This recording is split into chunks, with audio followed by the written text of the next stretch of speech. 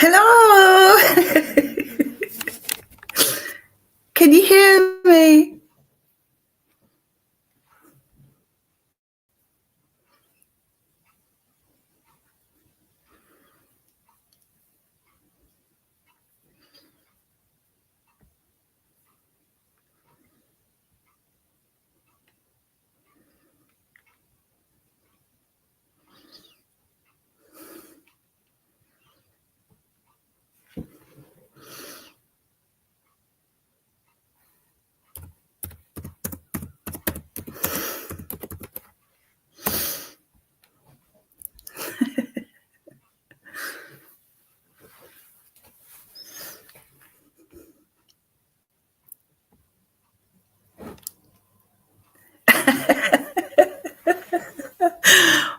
Oh, I need help, guys.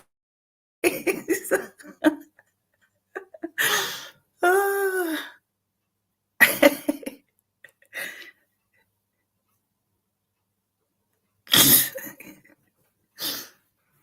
Who wants to come and talk to me then? Come and look at some stuff.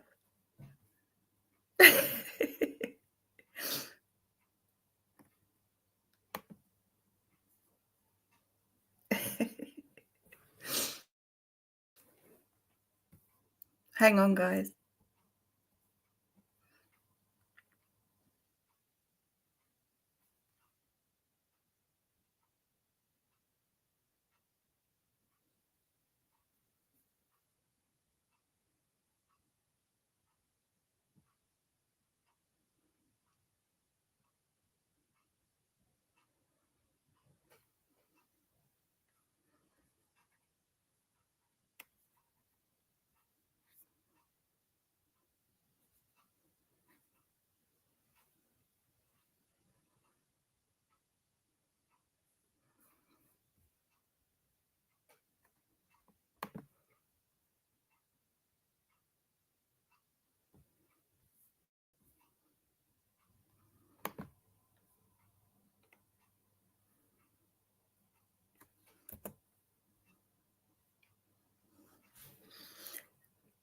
Come up and talk to me, guys. We can talk about anything. Because this is my first live, I'm kind of easy. What's...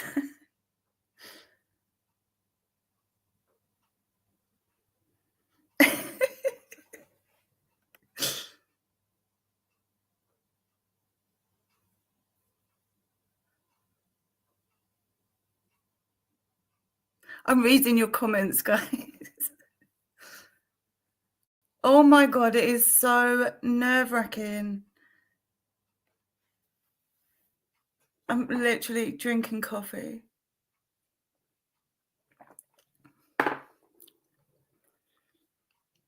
Come and talk to me, guys. You get to ask me any questions within reason.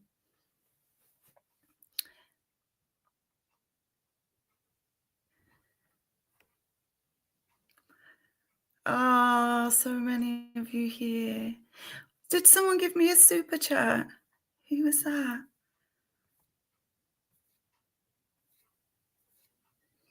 Oh, Richard.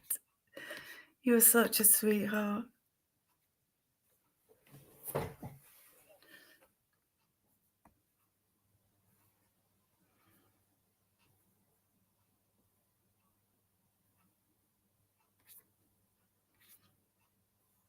Oh, I didn't do much like homework for this live. I just thought we could talk about the documents a little bit. And yeah, I'm going to let you guys say what you want to talk about. Ask me any questions, as long as it's like, you know, not too rude.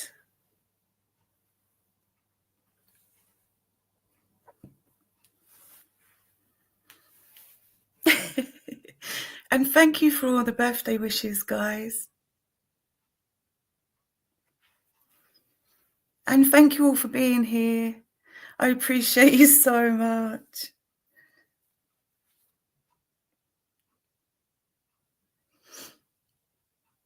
Come on, someone come and talk to me. I'm so nervous, guys. I've never done anything like this before, so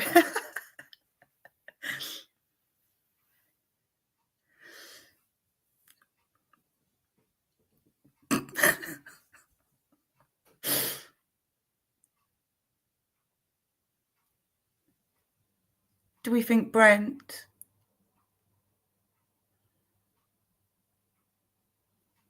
I reckon.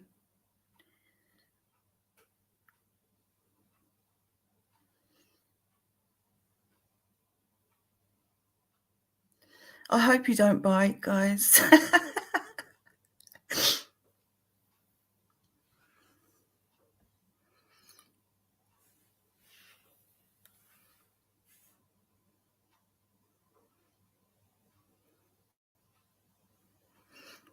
What do I think about the 911 call?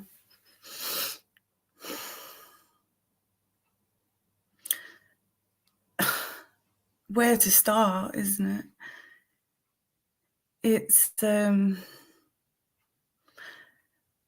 I want to start by saying, I don't like kind of gossiping and stuff, but when the drunk turkey said that Christy had spoken to Hunter and it was Hunter that made the call about Ethan, and then we find out it's all completely different, it's just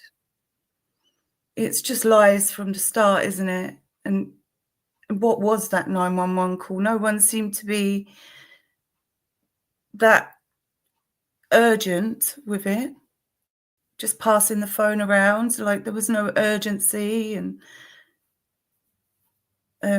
yeah, there's so much to say. Come and talk to me, guys.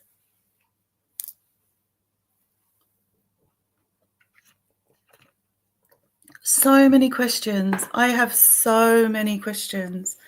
I don't even think half of my questions will be answered at the trial. What about the fingernail clippings? 2 other DNA samples there as well, and none of it matches Brian, less than 1. And there's still people in the world that can't figure out what less than 1 means, which is just crazy.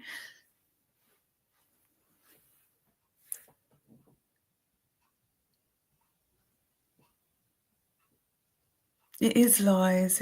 It's heartbreaking.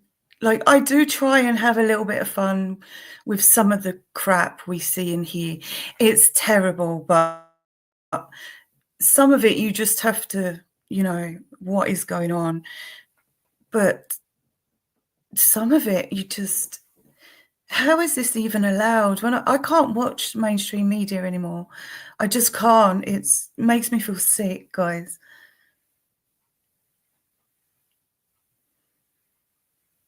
Yeah, and let's just say that there's 2 male DNA samples under Maddie's left fingernail clippings. So we don't know what was under her right nail clippings. All we know is that there was 2 and hers possibly, right? So that means 2 males were beating or attacking Maddie. How shameful and disgusting can you get? 2 males on Maddie. She was like a thimble. Do you know what I mean? She was a dainty little thing. How could, what makes grown men behave that way? At least 2 men attacking her.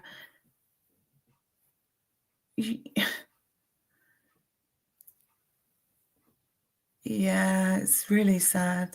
I feel bad for Brian, like the amount of time. I mean, obviously things take time. Processes need to be gone through, and we want everything to be right. But when you think about how long it is, if you're the one sitting in that room for 2 years and everything's being held back to the latest possible point. It must be soul destroying. And I've not clicked on many YouTube videos the last few days, but I've seen like some of the thumbnails and people twisting it, saying that Brian Koberger's DNA was found under Maddie's fingernails. How disgusting, just to make money. They're disgusting. This is why I was against monetizing, guys. It wasn't because,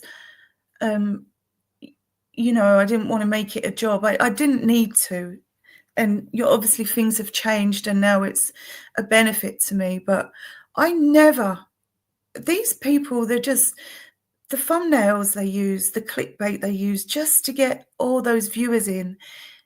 So even if they're not making money from the video, they're making money from their adverts and for their lies. It's awful. I hope something happens about this. That can't continue.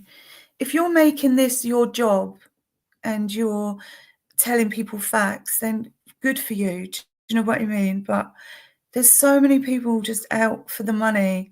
It's disgusting, guys. I can't. It makes me feel sad for the victims as well. Like their lives didn't really, you know, as long as we're making a buck on it, you know. And these news stations are the same. They're no different. Everybody's lied on the stand so far. Even the people we didn't see on the stand lied because we've seen the transcripts now. Nobody's exempt from lying on the stand, apparently. It is totally, Annie, it's so disrespectful to everybody. It's disrespectful to the families that aren't in front of the media all the time. The ones that just want to be left alone to grieve. They're not getting justice if this continues. How are they not in the news saying what is happening to my child's case? Instead, they're in the news making sure that Brian Koberger is the guy. And we're going to taint any jury, any district you go to, we're going. Do you know what I mean? We're going and we're going to make sure we taint that jury as well. I don't want to be disrespectful to anyone, guys. I'm really not about that. Just, yeah, there's just no evidence against Brian.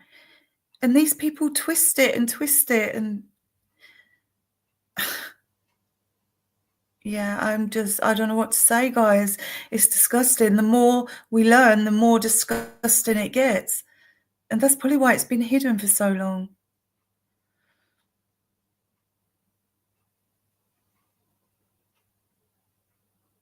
Yeah, I've not watched mainstream for a long, long time. I steal their work sometimes to take the mickey out of them, but but it is just to expose it.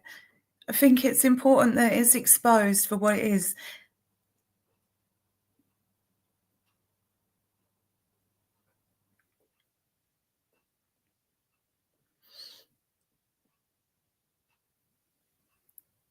If you think that Steve G had private investigators, he would have known a lot more than the other families. He would have had quite a lot of this, you know, given to him. And if you remember, for months and months after he'd hired those people, he wasn't sure if it was Brian Koberger. He thought that there was other people. He thought it was more than one. And something happened. It was like a switch. And he started hammering down on Brian Koberger. And yeah, I don't know what happened there,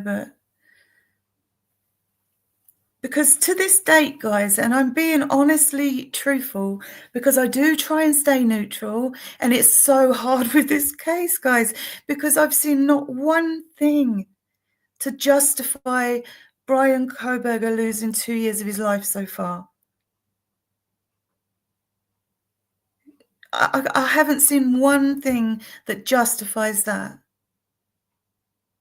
I mean, they've searched back 6 years worth of Google accounts, and they can't find anything. They've obviously not found anything that great, because we've seen nothing.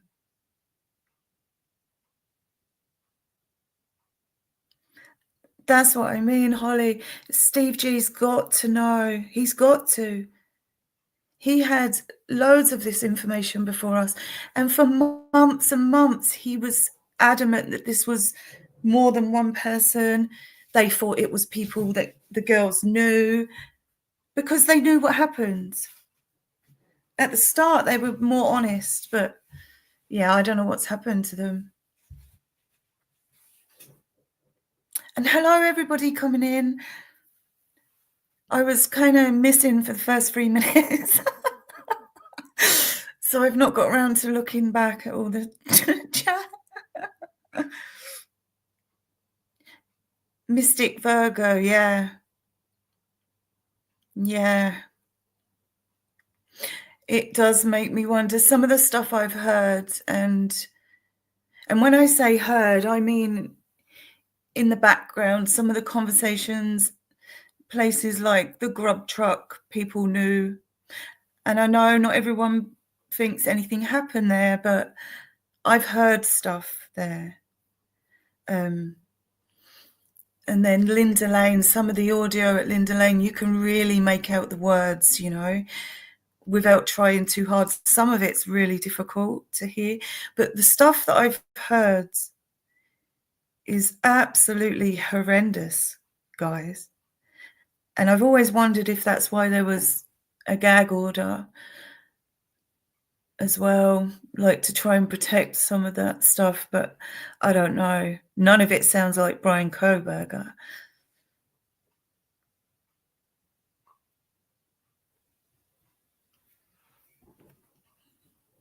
Yeah, it's so strange to me. Like, if this happened to my child, I don't know how I'd react. I can only tell you how I think I'd react. And I don't think I'd just want anybody to go to prison. I'd want to make sure the right person is being punished for this. And it's the same with the Chapins guys. We can't judge people for how they grieve and things like that, because we don't know. But I think the fact the Chapins don't want anything to do with this is strange. Not because they're grieving or anything like that, just for the justice side of it. I think it's strange the way these families are behaving. I really do think it's strange, guys.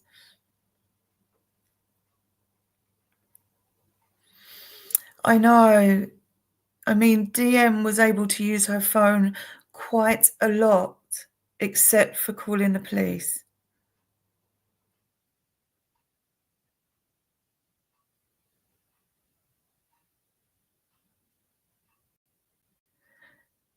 Guys, I've not even heard, like, I've heard loads of names in the various different audios that I've heard at different times, and, you know, the grub truck and everything. I've never heard Brian Koberger.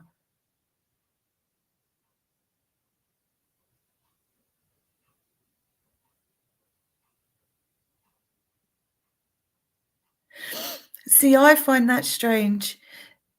For the 911 call, there's so many things. I really should have wrote it all down because I'm such a terrible with my memory. But there's so many things with the 911 call. Like, think about the time, guys. If these kids were perceived as passed by, say, 4:30, right? And the police aren't getting there till midday, and that's only a few minutes after the call. Rigor mortis is started. It's already started at that point. the stuff is happening in the body that there's certain smells, and I'm sorry to be graphic, I'm trying not to be, but there's certain things happening with a body a little while after you pass, when everything lets go, if you like. That there's so much stuff going on that you can't mistake, when we're told people are taking pulses and yeah. And these kids, none of them realised that anything had happened other than somebody wasn't responding. The police get there and they're straight away, this is a homicide. So what the police saw, without even looking properly, they knew it was a homicide. Yet these kids are like, oh, somebody's unconscious here.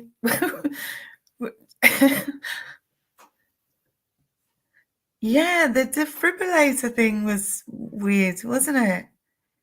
Where did they think these kids were going to get that from?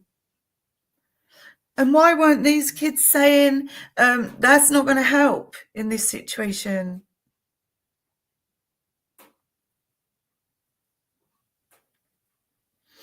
Oh, I agree, McGee. Imagine that.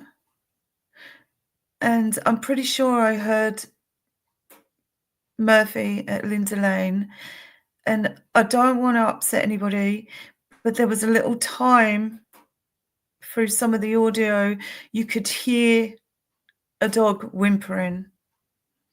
And I hope that's wrong, and I hope it's something else, but that's really bad.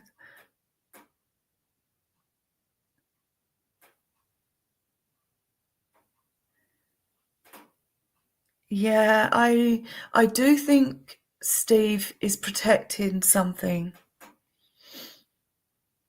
and it might be to do with one of his other children, and I don't really want to say too much about that, but because I don't know, it's just a feeling.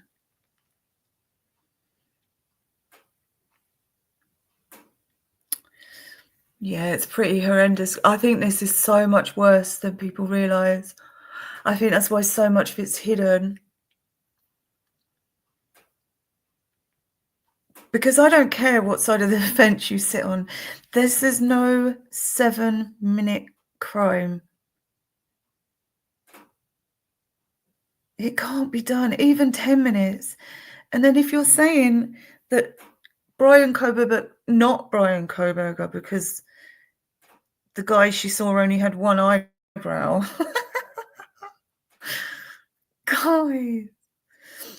But he hoovered. He ran out of the house naked, so he'd, cleaned off and stripped off, and then he drives his own car, but his car was never in the area, never seen in the area, never picked up on any cameras in the area. I mean, none of it. Who are they trying to kid with all this? But so many people fell for it, guys. That's my biggest surprise. Like, you only need to look at a couple of bits of this to see that it's absolute BS. Yeah, I do think Steve is protecting somebody because he changed so quickly.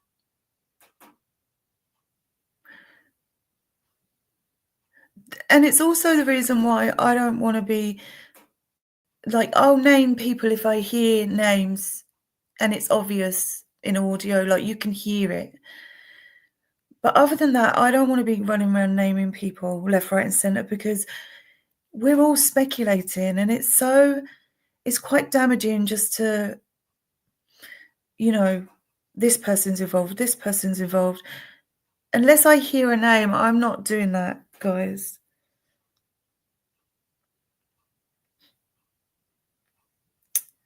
Sean, I agree. I thought that from the start. I think now that details are coming out and we're realising a lot more, the pictures much easier to see. But at the start, when there was no information, nobody wanted to look outside their box. But I agree with you, Sean. There was so much traffic, sweet and salty. There was so much traffic around that area that night. And Detective Payne said, you know, he's known the area for some time, and it's usually very quiet at that time of night. So did they not think this night was strange, the fact that there was so much vehicular noise around the house that night? It was constant all night. I don't know what car that is on that camera.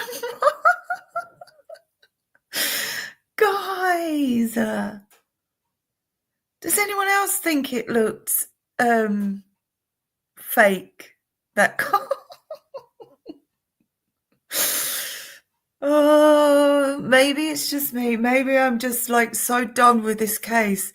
I just think everything looks fake now.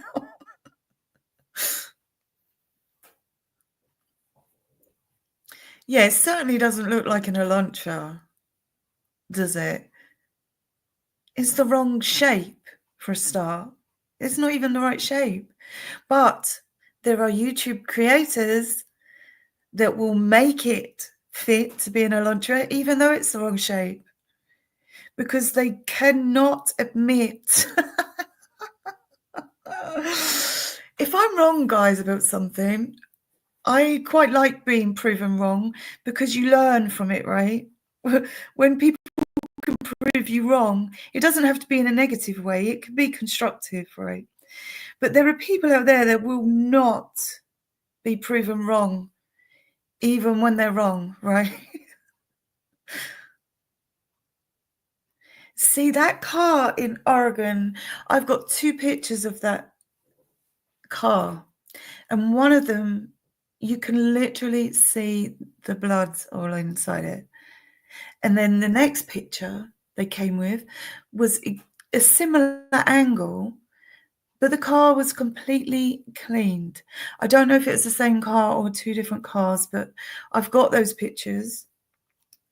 Yeah, I'll need to put them on again to remind people, but yeah. Sean, see what you're saying about Parade and Kaylee? That's exactly what I think I actually thought that's what the garage screenshot was all about. You know, the white car that was seen at the garage junction. Oh my God, everything's gone from my head now. I really should have wrote stuff down, guys. I thought that looked so dodgy, the way that that was photoshopped. I think there was something else going on with that car. And I think it was photoshopped before it was put out.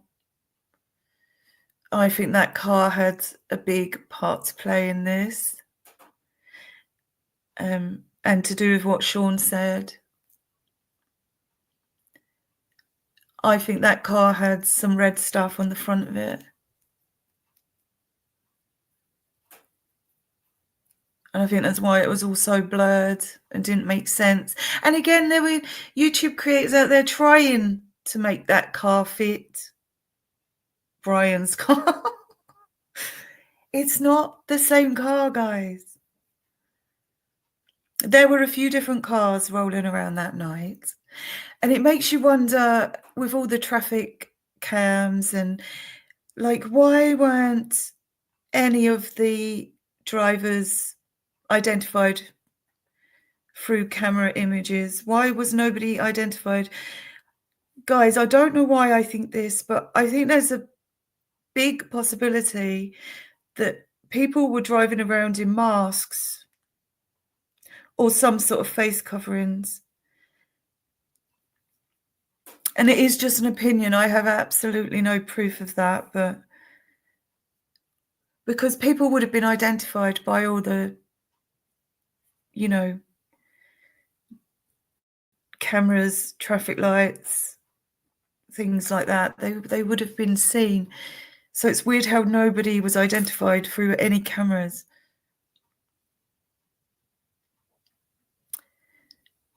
And although I'm saying that, we know it's not Brian Koberger because he wasn't seen on any cameras. They didn't identify his license plate. So, oh, guys, you guys are so amazing. I've got so many questions, guys. So many. And some of them like are silly questions, like how was nobody identified from all these cameras? It doesn't make sense, even the simple things like that. And if these cars were driving around all night, why are they only picking out one Elantra out of all those cars that were driving around? We've seen it on body cams, guys. There were trucks. There were white cars, silver cars. There were SUVs. There were Jeeps. There was cars everywhere. And that was just on the cameras we saw. Yeah, those accidents in Pullman were... Do we think that some of the stuff that was going on in Pullman, because we know they share certain services, right? Do we think that some of that, because it looked fake, do we think some of that was made up to pull services away from Moscow that night? You know, do we think it was staged? Some of the accidents and things that were going on were staged so that it would pull resources away from Moscow. Because I don't know if any of you have realised on the grub truck at about 11:30-ish, half 11, there's like a few ambulances that go by the grub truck that night. And I think they were possibly heading to that accident because that would have been about the same time. So were those accidents staged to pull, you know, police and fire and, you know, hey, 111 crew.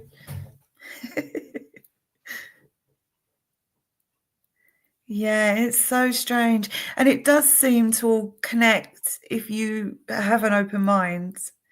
But obviously that is just, we can only talk about that stuff. We can't say that it's true or not because we don't know, but it does seem strange that those accidents, when you look at the body cam from those accidents, it doesn't look good, guys, does it? It looks so fake. But they did pull a lot of resources from Moscow that night to deal with those accidents. So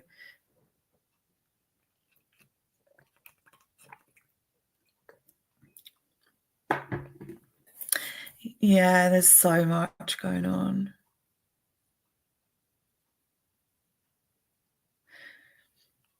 Yeah, they love their masks.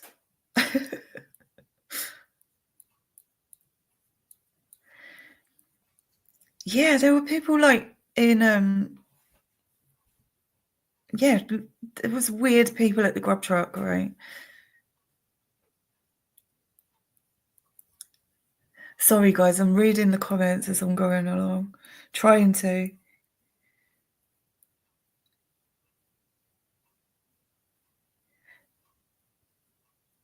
Are you talking about Bamfield? Salt and sweet, salty, sweet and salty.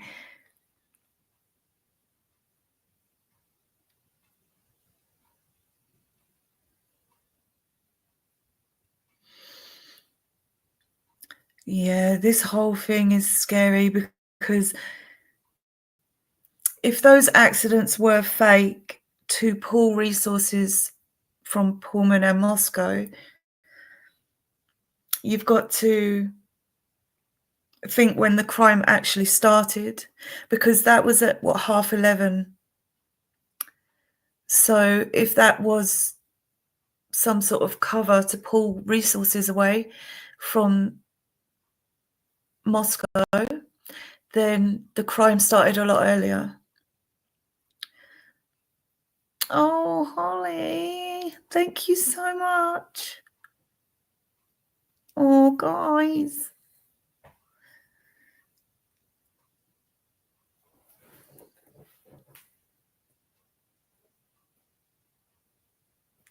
Yeah, there's so much stuff going on in Banfield, guys.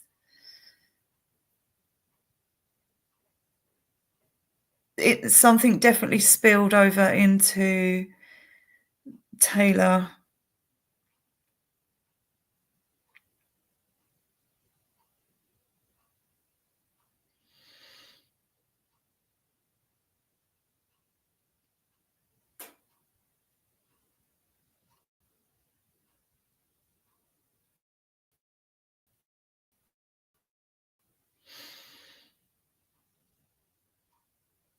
Yeah, I agree, Kim.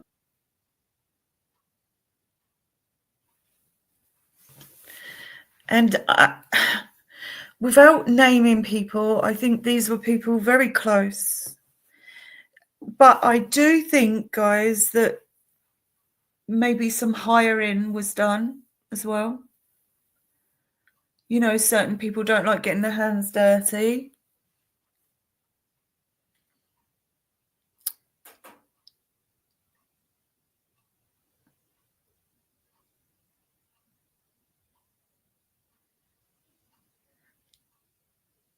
Happy cake day. Oh, I love it.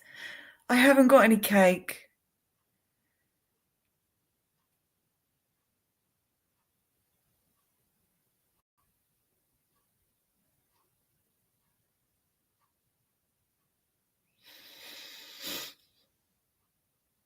Yeah, I agree. I think these kids, for different reasons actually, annoyed a lot of people. And I'm not saying what's happened is right or anything, but I do think, like for me, I think Ethan maybe was a separate situation, if you know what I mean.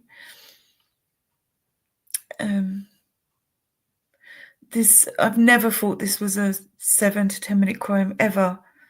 Not because it's not possible, because if you got qualified, trained people in there and you had a couple of really good, you know, highly experienced people, you could definitely do that in that time, but not one person, 4 people, 1 knife. It's not possible.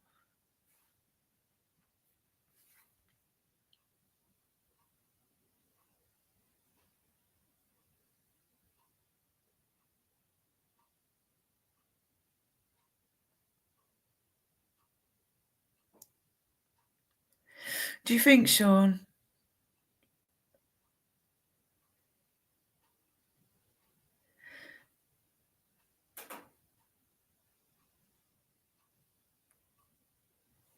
The thing that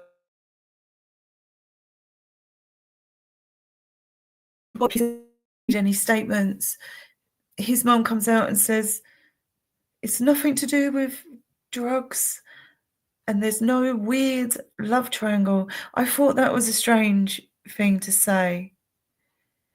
Like, what's classified as a weird love triangle? And that's what I'm wondering about the frats. Not that I'm accusing anybody in case anyone starts running off wild theories, but some love triangle sounds like somebody more their own age, isn't it? It's like a younger person rather than an older person. So, well, it might not be. Weird could be anything, right? But the way, I mean, you can hear stuff happening to Ethan, and you know it's Ethan because they're literally saying it as they're attacking him, saying his name.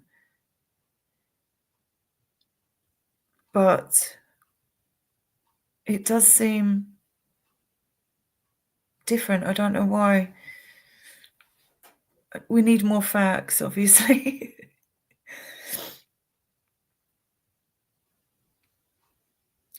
Do you think Hunter J was with Kaylee?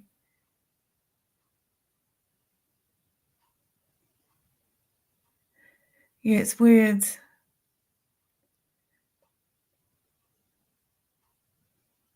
I wonder if it was like they all just swapped around.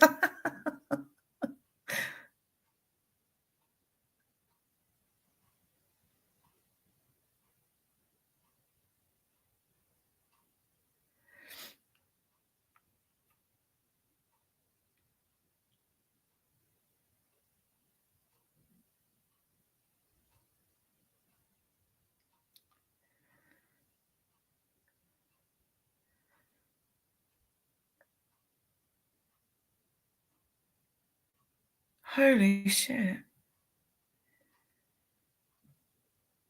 Animals are angels. Where did you see that? I've never seen that. See, it does sound too brutal. I agree. It is so brutal. You'd like to think that people in that college wouldn't be that brutal. But at the same time, you can never underestimate people. We are very flawed.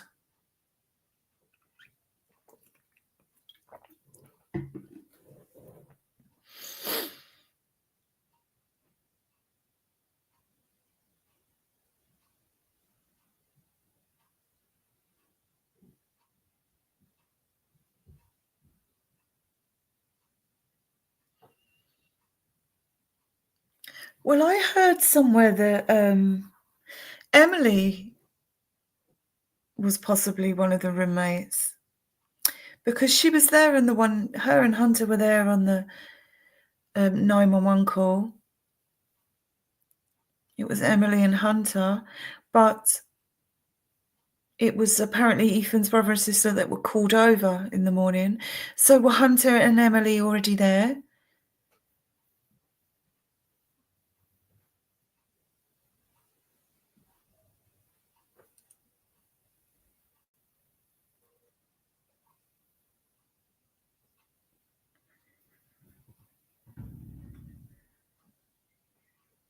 Paige?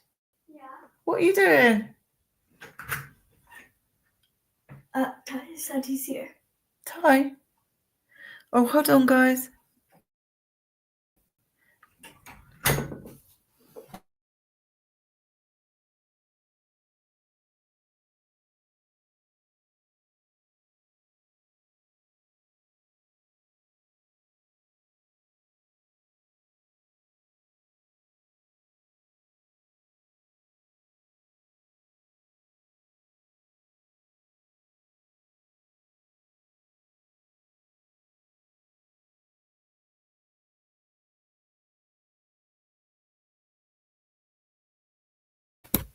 Sorry, guys, my son just turned up.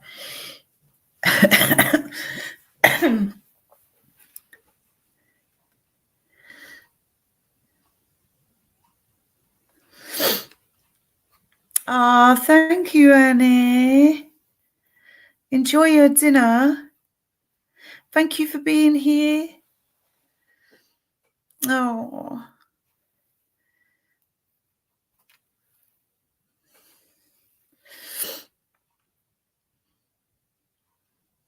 Yeah, well, that clip on Linda Lane at like 12:25, there was definitely people in Linda Lane already at that point. See, that's where I get confused with the frats, because they might not have been frat kids, but they were definitely young adults that were around there earlier. But who ultimately did the nasty, I'm not sure if that was frats, you know? I think they maybe had a problem with some of the kids, but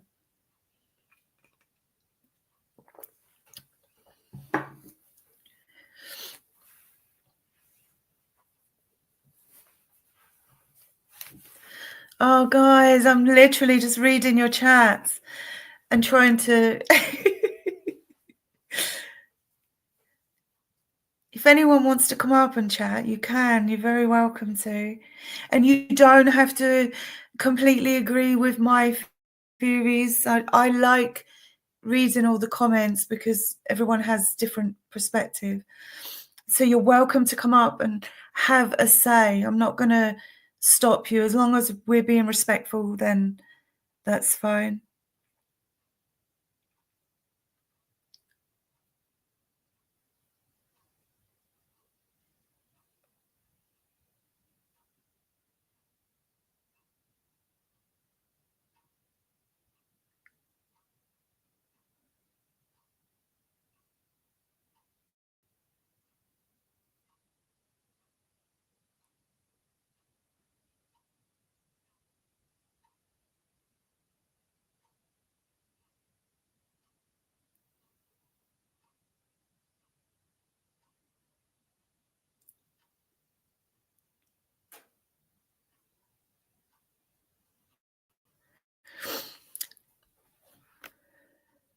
Sweet and salty, you said, hang on. Kara pushed the wrong narrative.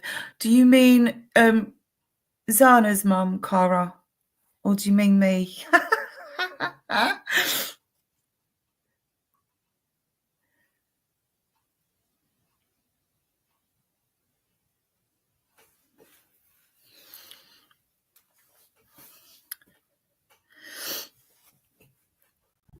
Yeah, I kind of thought that.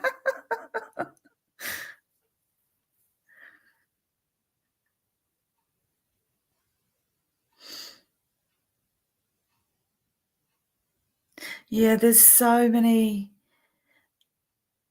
I mean, the whole thing from the start was meant to confuse us. And I honestly think that was a little bit of a play as well, because the more crap that got pushed out, the more rumours, the more the police could say, just listen to us, just follow the narrative we want to push. And that is what everybody did at the start. And then some of us knew that couldn't be true. But a lot of people didn't know what to make of all the information. There was so much misinformation that it was much easier to follow the Brian Koberger's guilty narrative, because nobody wants to question the police, and there's so many theories and narratives out there that people don't know what to make of it. So they just follow the Brian Koberger's guilty narrative because, you know, the police said so.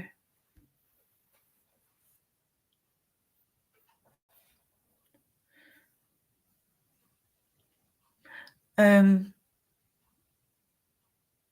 I've heard some horrendous things regarding Kaylee.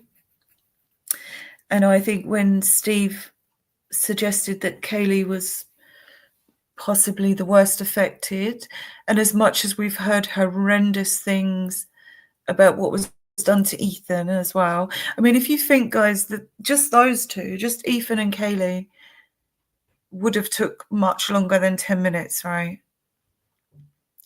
Just those two, the stuff that I've heard.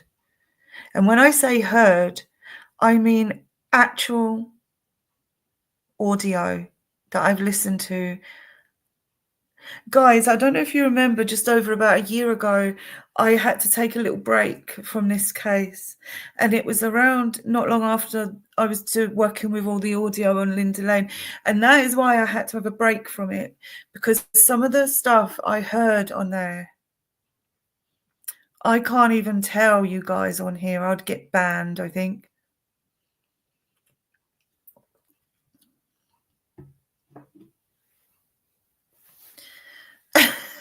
Spaz.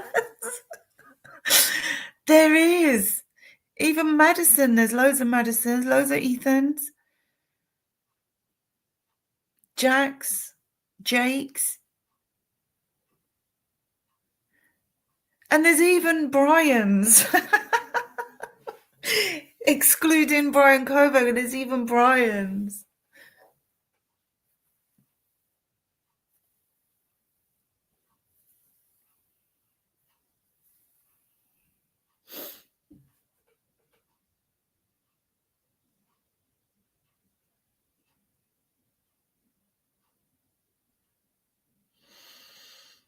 Yeah, there's lots of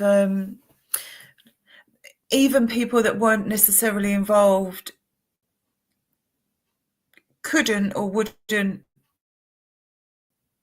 stop it.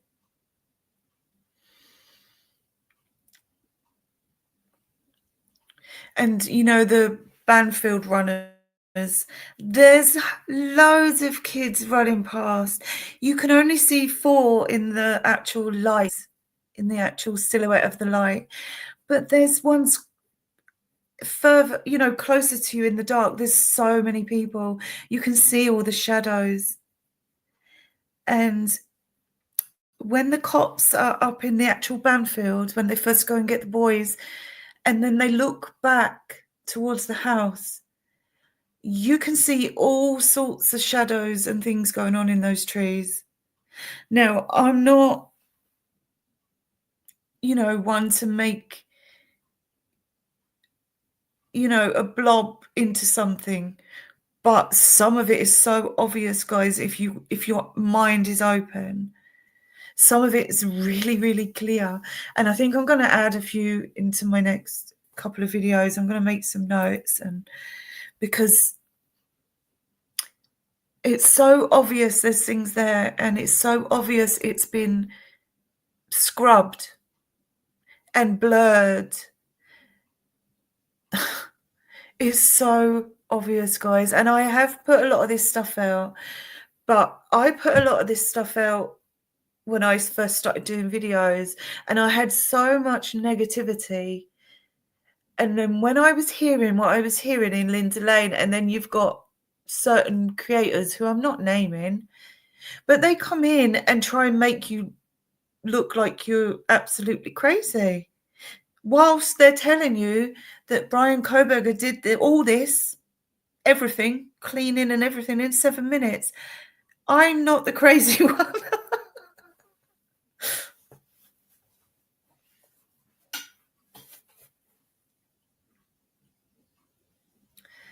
Yeah, there's so many. Yes, Mystic Virgo. It doesn't matter what you say. I know people like this.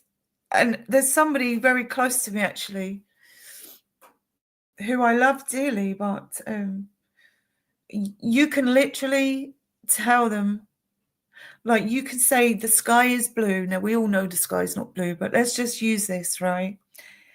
And this person will tell you it's black and will live his whole life having to be right and saying it's black. And I think that's what that certain creators like. It doesn't matter what you tell him, show him, like, not tell him in like a rude way or being obnoxious, but you can be so kind and nice, and that doesn't work with people like that. It just doesn't. I lost so many subscribers, guys. I lost so many viewers for calling out that BS. But I don't regret it. I'd rather have morals. I do not regret calling that person out at all.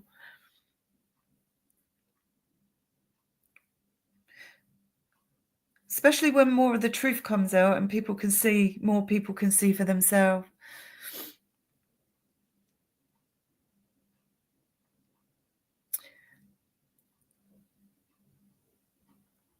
I also agree some essay, Sean.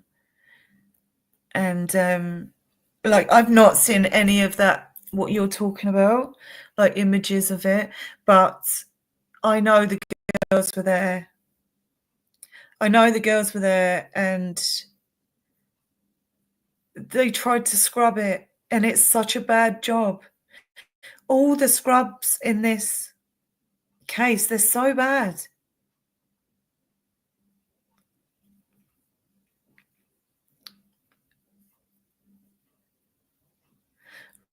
Richard.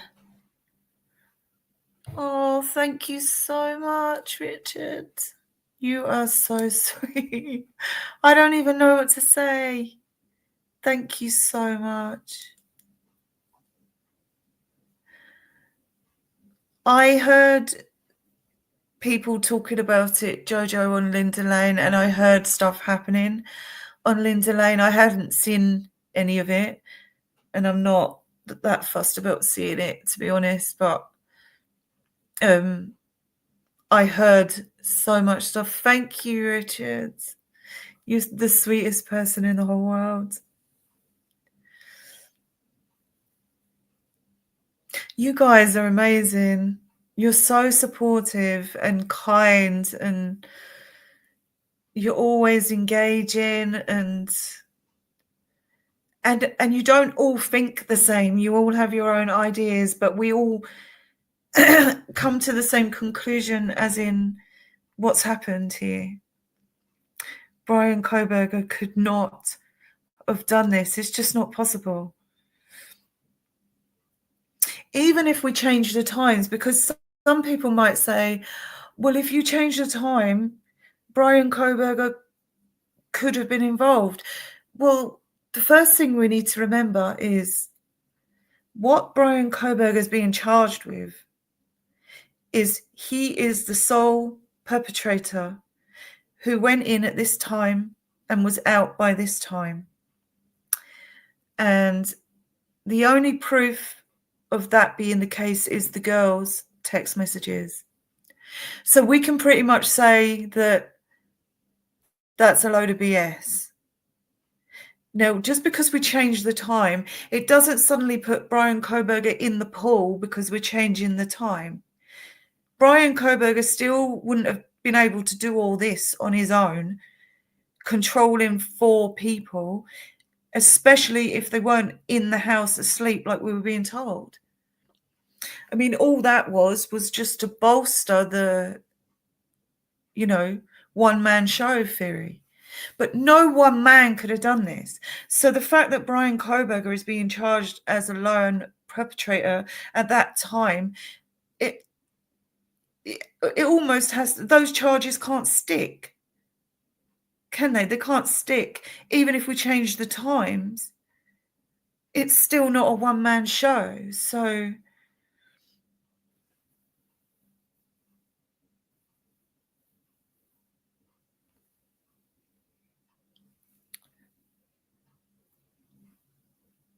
no, I know, sweet and salty. I did cover it a little while ago, but I had to privatize a lot of my videos, so I don't know if you can see the video now, and I couldn't even tell you which video it is.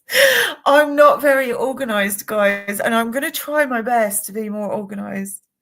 Life's a little bit kind of rickety. It has been. Like, life's fine. It's just, a lot of changes has happened. So, but I will find my feet with like shows and stuff, and trying to come with a more regular schedule. I am working towards that.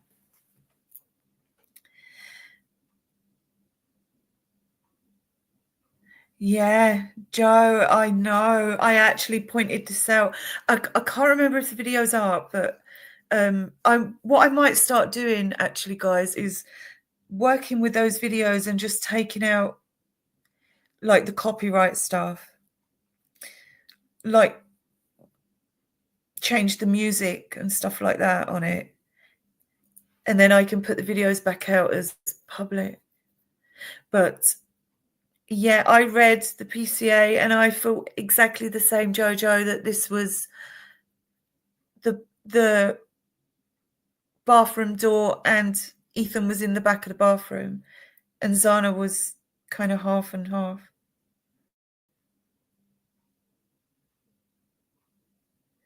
There's no way one person does that. even if you're highly skilled and trained to control 4 people and be out of there after cleaning up and everything else, it's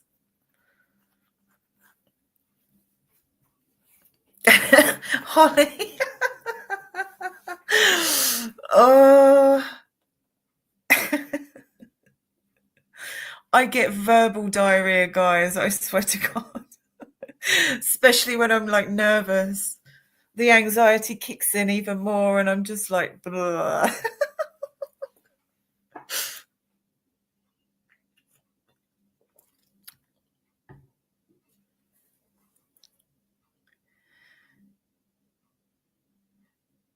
Yeah, we can't take a lot of the information from the probable cause because it's so misleading or incorrect, lies, whatever you want to say. But at the same time, some of the details are true in it, like, well, 911 call, things like that. But the PCA, without telling us it's the bathroom, tells us it's the bathroom because they speak about Zana's room being at the end of the hallway. But then they start speaking about before that, there's the bathroom. And just inside, I can't remember the exact words, but just inside this door was Zaina Konodo. And then further in the room was where Ethan was found. So it does sound like the bathroom. I mentioned that really, really early on, and nobody really kind of got what I was saying about it. So I didn't speak about it after because I thought maybe I'm just like reading this wrong. I was like, maybe I'm just not getting it because no one else seems to be thinking that.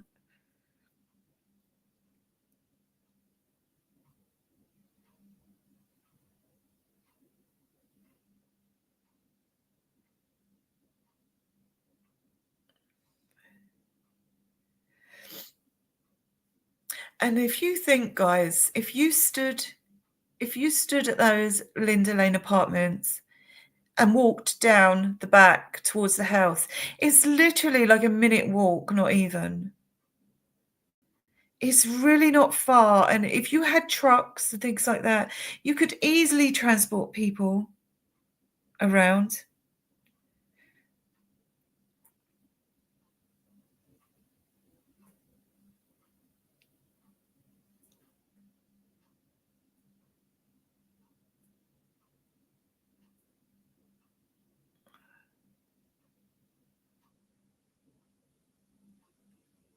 The musical cherubs. No, I've not seen Bubbly's video. Somebody else, was it today or yesterday, said about Bubbly? I think I only replied to the message. It was Richard, I think, said about Bubbly's video as well. I need to have a catch up. I've just been there's just been full on this week. But I will need to I'll maybe do that tomorrow. It's Sunday, right? I'll maybe have like a rest in bed in the morning and just catch up on some creators' work. Yeah, it's weird. And everybody was like, had tails wrapped around them sitting outside on the road. I mean, that's strange. Why were they all wet? And why did it take the police getting there before anyone realised it was a murder, homicide?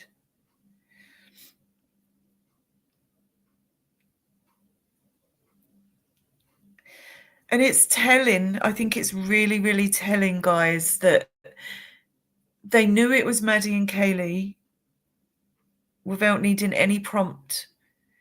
Like in the PCA, it was like we went up to Maddie's room and there were 2 females, Maddie and Kaylee. There was no later identified as. They were just known to be Maddie and Kaylee. Whereas when they speak about finding Zaina, They only knew it was Zaina because they found her personal details. So it makes me wonder because Ethan and Zaina were only recognised later. Ethan was only recognised when he had his post-mortem. So it does make you wonder what sort of state these kids were in. It's so sad to even speak about, isn't it? And, I'm not silly enough to think that these kids weren't into doing stuff, Every college kid is trying to make money. They're trying to, partying and all that. You know a lot of people. It's silly to think that they were all little angels sitting up on their perches, But, I mean, what did they do to deserve any of that? Because they weren't just ended. They were tortured. I believe that, guys.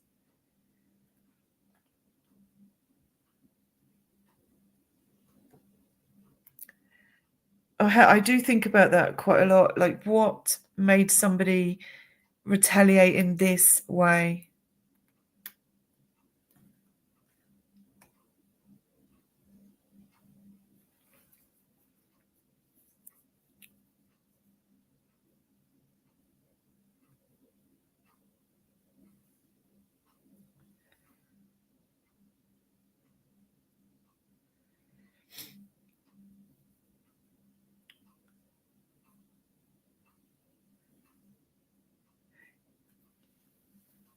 And don't we think the fact that the house was surrounded by cameras for like weeks after, night and day we had footage, and nothing was ever seen.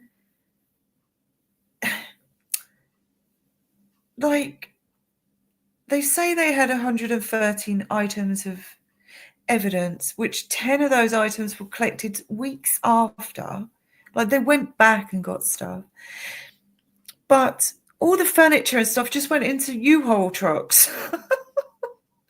And I'm laughing. Guys, I don't want anyone to find me offensive in that way. I'm quite quirky sometimes. And when I'm like, don't know what to say, or I do giggle and laugh. It's not because I think things are funny. It's just how I react to like the wild stuff. But they put furniture that looked like it had drips of blood and stuff into U-Haul trucks. I've never seen anything like that. Since when did police officers clear out a house? Normally they just release the house and whoever owns the house has to come in and do all that stuff themselves.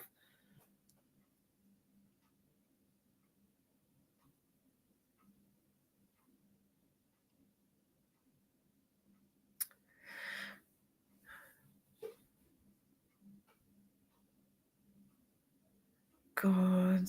See, I've heard about organs and all that stuff, but obviously I have no proof of any of that stuff. But if you can talk about anything here, guys.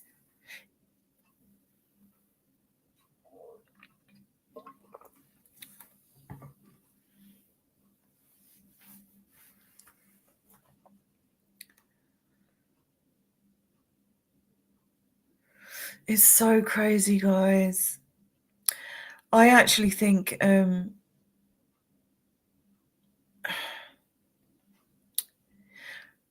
mean, this must have been big money for 4 young people to just be. This must have been, because I agree with the octopus approach here, right? I don't think there was one person. I think different people came together. And I also think when you have different organizations all on hush mode, nobody's going to be talking, right? Nobody's going to be stupid enough to say anything. So as long as everybody stays quiet, everything stays quiet. You've not got one person in a room being forced to confess when it's an octopus. Because even if one person breaks down and says something, they can't pin it on anybody else without proof.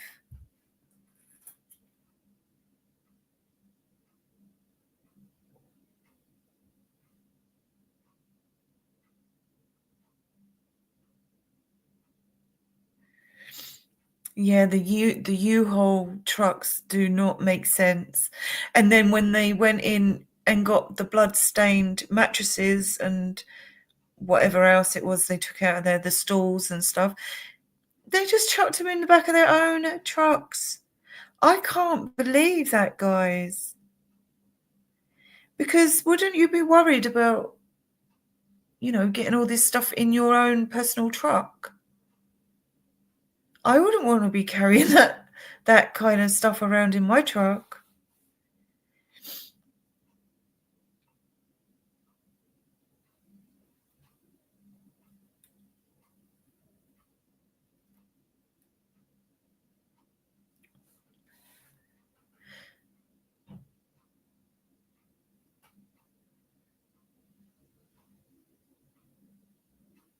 Yeah, rented haulage trucks. Absolutely crazy. And it wasn't just the cowboys that were unidentified. There were so many groups of people in and around that house, and the public had no idea what was going on. And for that many law enforcement, because we were only told about like the Idaho State Police, we were told Moscow, the FBI, Latah County Sheriff, who else? But yeah, I was thinking that, Jojo, as well, the DA. And do you know, I kept getting the feeling that Homeland Security were also involved somehow. But that's just something I thought about further back, but there's no proof, obviously. But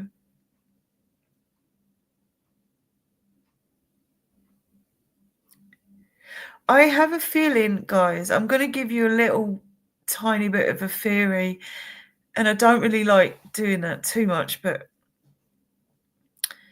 I mean, obviously I've got the theory that I don't think this happened even close to what anyone's suggesting in court documents and stuff, but I also think that one of the girls were being accused of making a statement about somebody. And I'm wondering if that's why there's been the big kind of cover-up public story. And actually, from day one, I thought there was 2 investigations. I've always thought there was 2 investigations. So I'm wondering if one of these girls had made a statement. I know Kaylee had reported the missing woman before. And it was weird how they only closed out that report with Kaylee after she'd been murdered. So it's weird how they only tied up that after Kaylee had been murdered. But I do think one of the girls, and obviously possibly Kaylee, because she was possibly the worst attacked. I don't know who she would have been making a statement about, but I think it was huge, guys, for that sort of retaliation. And they must have been pretty sure that it was Kaylee, wouldn't they? They would have to have been. So I think who would have the inside knowledge? Who would have insider knowledge that Kaylee made a statement about somebody?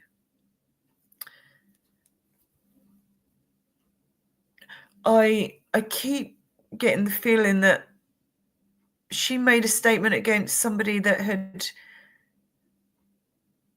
recently, to the crime, I mean recently, in November 2022.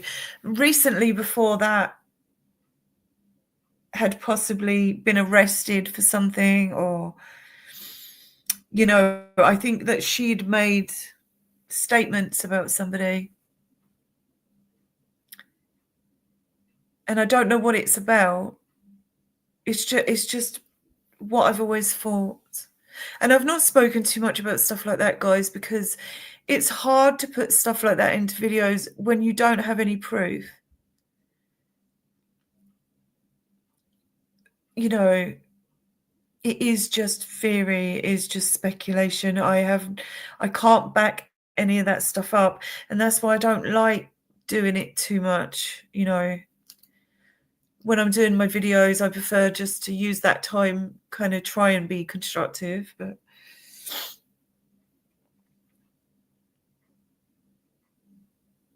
yeah, Roger Lanier, well, you're just going to have to trust us on that. But also Roger Lanier telling us that there's other crime scenes around Moscow had been, what do they call it? Oh my God, my mind's gone blank. It's nearly midnight here, guys, and I'm getting old. There were other locations around Moscow that had been processed. He said that in one of the press conferences. He actually stood there, and then Fry hushed him off.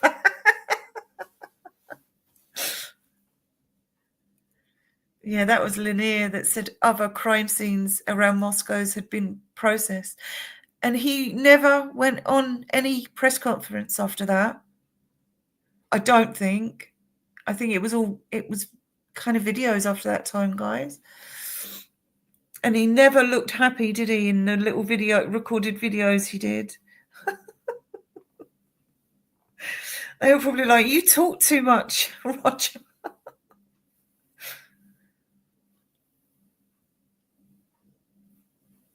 So, you know, and that was right at the start, guys, that Roger Lanier said that other crime scenes around Moscow. And I've shown, you know, at the end of my videos, I used to put lots of pictures up, screenshots. I constantly showed you a screenshot of downtown Moscow with police cars and barricades up in the high street, in the street. I believe that is right where the food truck was. They had that whole area cornered off. Why did they need to process the food truck area if nothing happened there? I think I'll tell you now, just because we're on live, but I actually think that Maddie was initially attacked. And on my next video, I'm actually going to show a little clip from the grub truck of when I think that happened. And I've noticed other people have started talking about the grub truck. Now, magically, there's stuff to see there. Oh, I'm such a bitch, aren't I?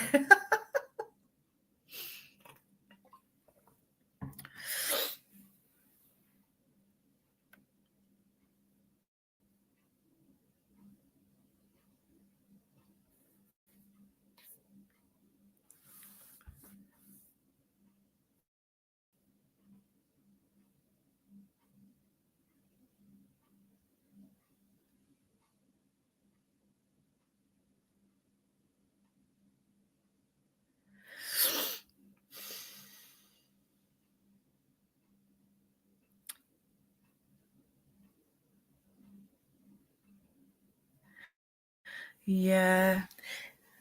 I feel, do you know, guys, I feel so bad for Brian Koberger.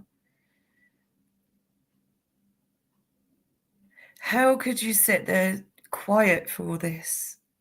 And I'm not talking about jumping from the rooftops if he's innocent. But imagine how frustrating it is. You know, you're putting your life in the hands of your team, and it's so much pressure on everybody, right? Yeah, they told the public no essay. But Roger Lanier actually can't lie. I've watched him quite a lot, and he's a terrible liar.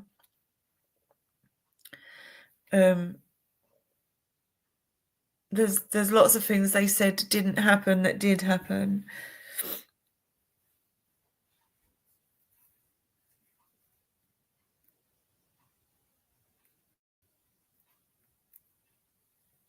Yeah.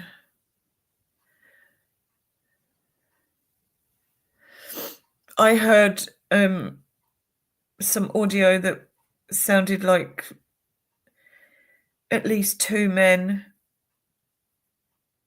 attacking Maddie in that way as well before she was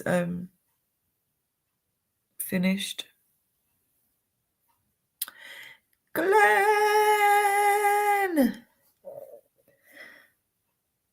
Glenn's here. Yeah, and I think again, Kathy said one thing, and then when she spoke again, it was like she'd been told not to say things. And I guess it's hard to go against those people when you're just the coroner, you know. I know she's a defense attorney as well, but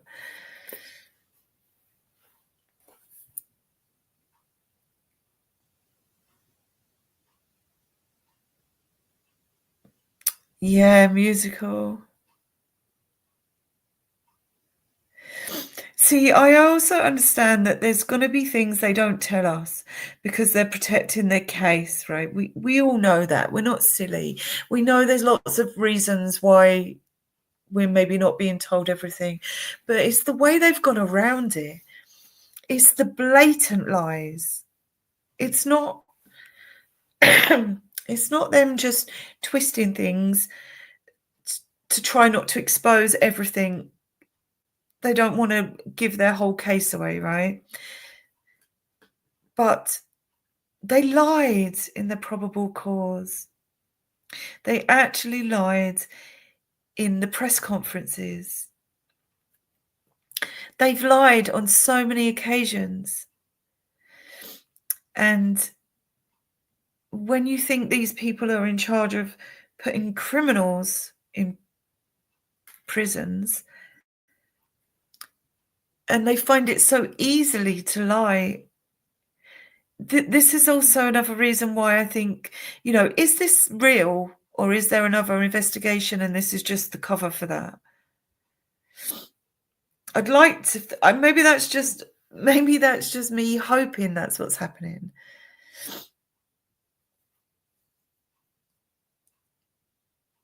I have heard some audio on Linda Lane that would suggest that law enforcement were around that area long before the 911 call, like long before.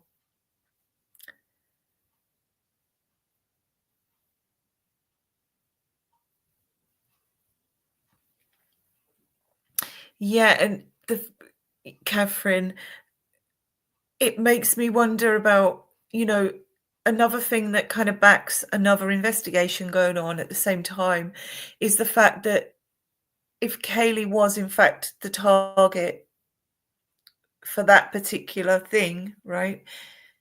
So Ethan might have been the target for something else, you know.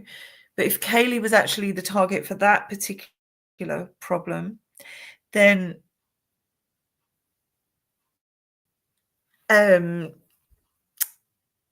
would make more sense why she got that treatment, because she'd been a snitch, you know?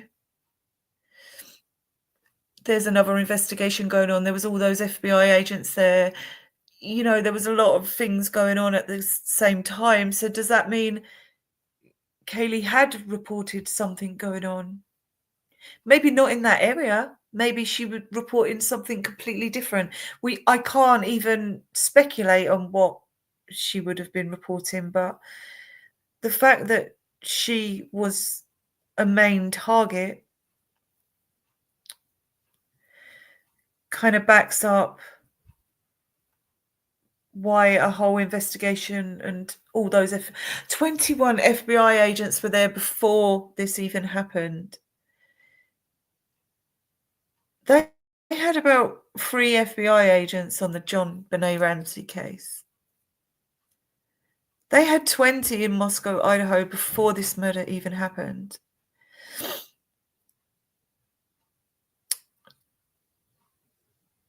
And how did this happen when there were so many agents in the area?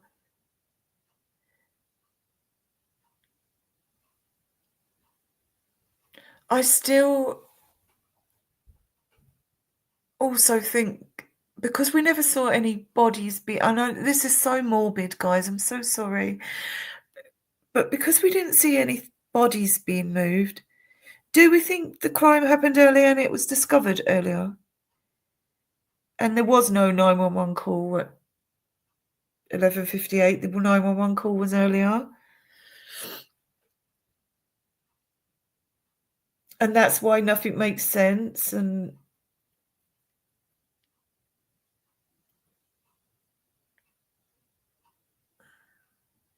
yeah, it's weird. Everyone seems to have loads of bank accounts. Wish I had loads of bank accounts, guys.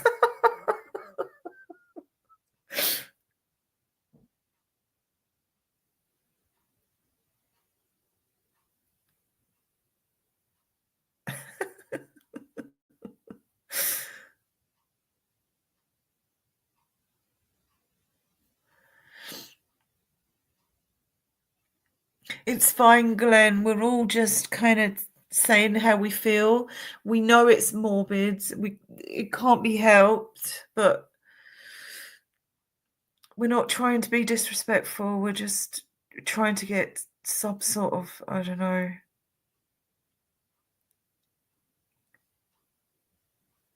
And it's weird. Again, this is really morbid. But we were told, because of Ethan's religion, that his body had to be released and that he had to have his burial in that first few days. I'm not too sure about how it all works, so I'm not going to speak about it. And then when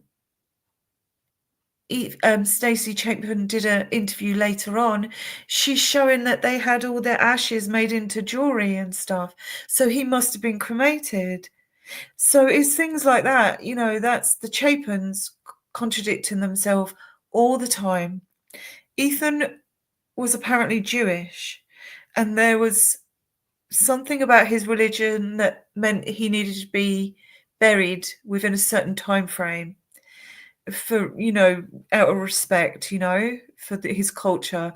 And then we find out, you know, a year and a half later that they actually cremated Ethan and had his ashes made into different jewelry.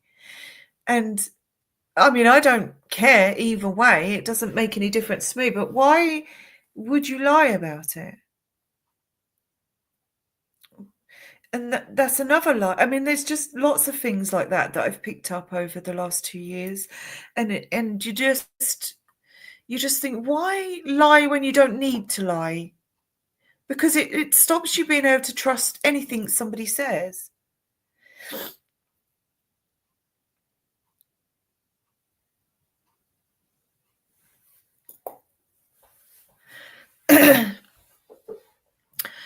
I have always wanted to believe the narrative that, you know, we'd all like to believe that these girls heard nothing. They went to sleep for 8 hours and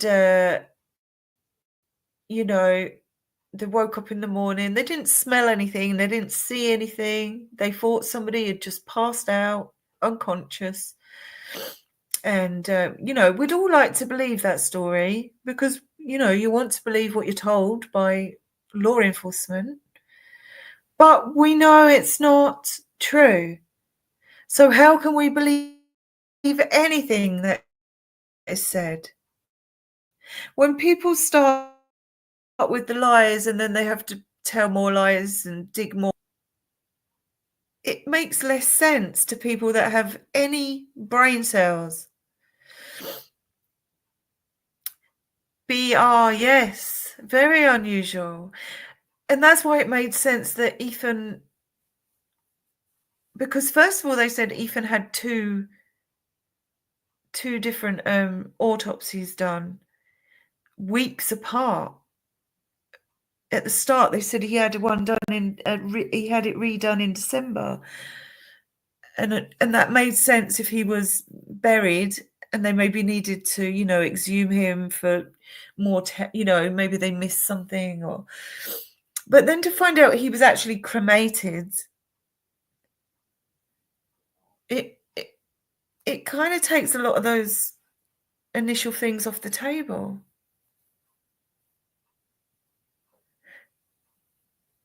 Blackwood beets. Yes, it is weird because, again, another family member, Christy Gonsalves, said that it was Hunter Johnson taking Ethan's pulse.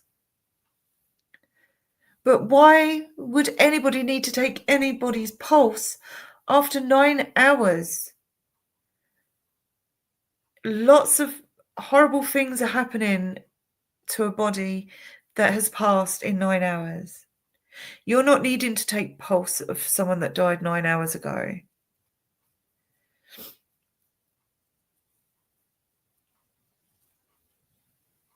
It's a shame, guys. It's such a shame. There's so much stuff. I really should have made a really good list of things I wanted to talk about. There's so much stuff. But I do definitely think those pretend accidents in Pullman were to take resources out of Moscow that night.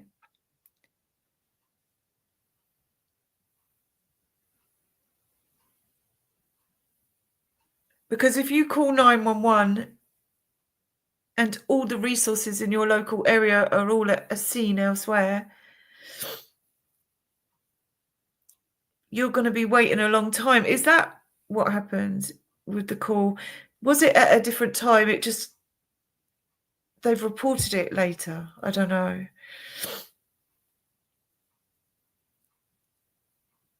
The whole thing is very, very strange, guys.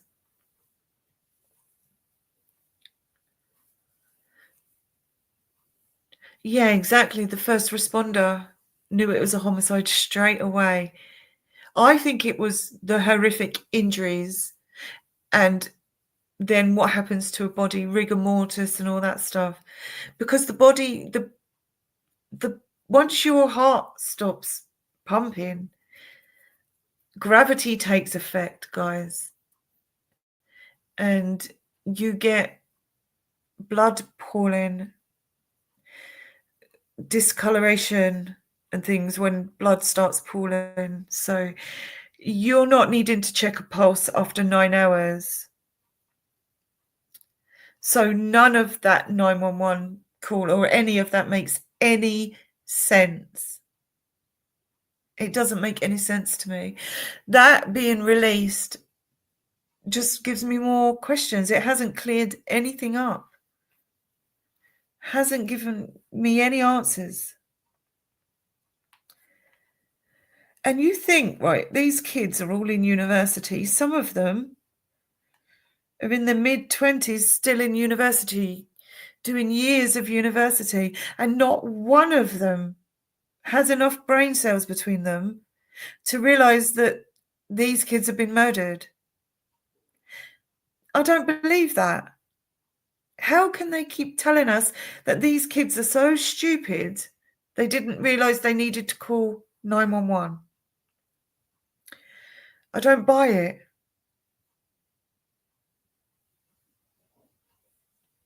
These kids were so scared, yet able to run through the house. And this place was covered in blood, guys. This place was a horrendous crime scene. And but nothing was seen, nothing was heard.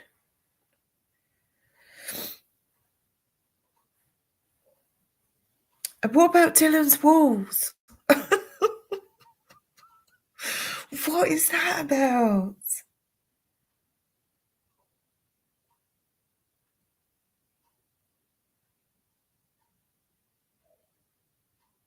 Yeah, those 911 calls, I don't like it. I do not like those 911 calls. They don't make sense.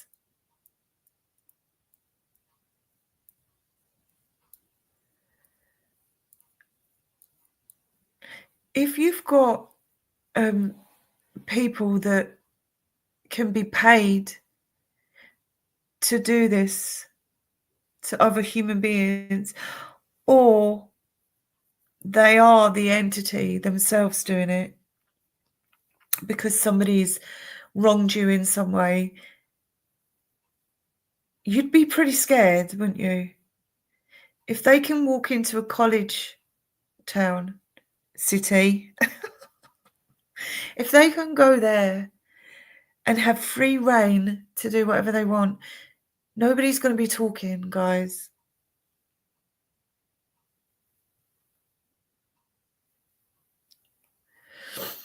Yeah, I don't know. I don't know what it's all about. I wish I knew everything, but all we can say is that it stinks and it doesn't make sense to anybody with actual open eyes. It doesn't make any sense.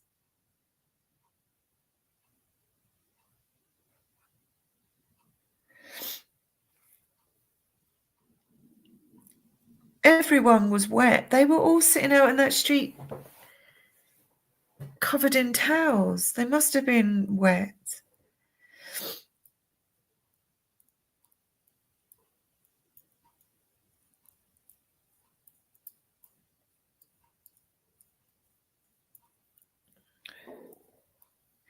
What if we find out that none of the statements from any of these kids are actually true and what they actually saw is being covered up?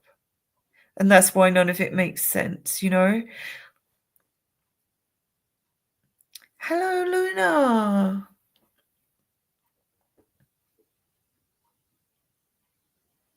Was it foil blankets?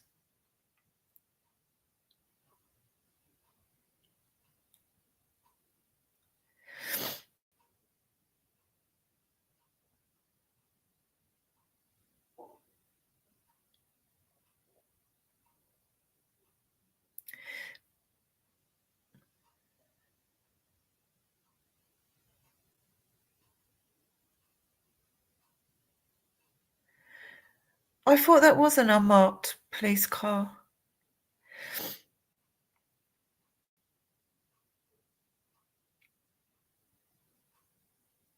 Oh, I just wish we knew more of the actual details, because what's been released, including all the new stuff, it does make the picture a little bit clearer, but it doesn't answer the questions. Now we can see a 911 call that makes less sense than not seeing it.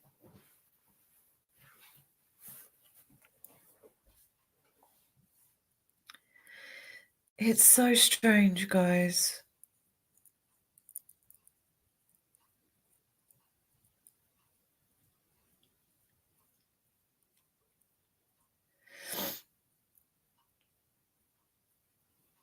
Do you know what else is strange? That Murphy was just sitting on Kaylee's bed.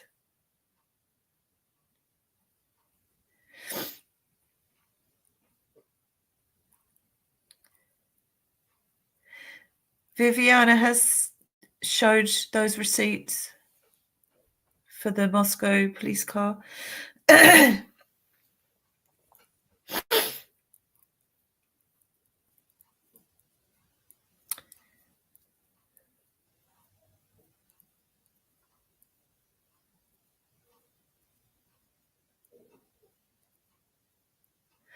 Yeah. This Murphy would have been, he would have known Kaylee smell, and you know how dogs are, guys. He would have been wanting to be by her side.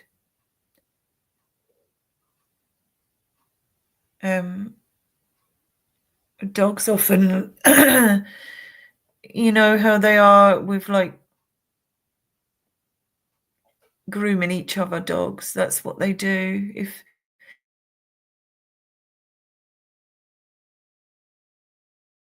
they will lick them and stuff. So Murphy would have had, he would have had traces of blood and stuff if he was able to get to Kaylee.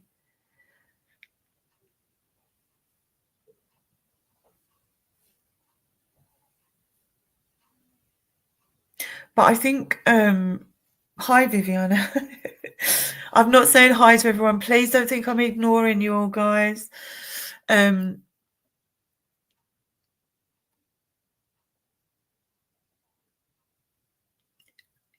if he didn't want to go near the bodies per se, if this house was covered the way we're led to believe it was covered, Murphy would have traces on him.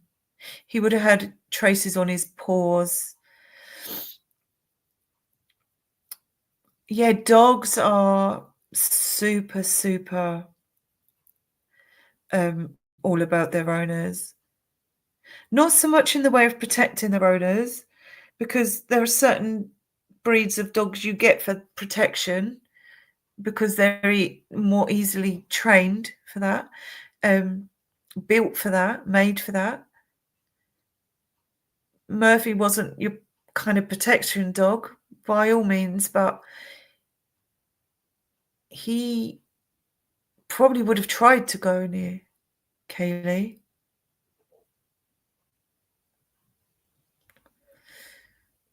Murphy was definitely at least near the house because it was picked up on the camera.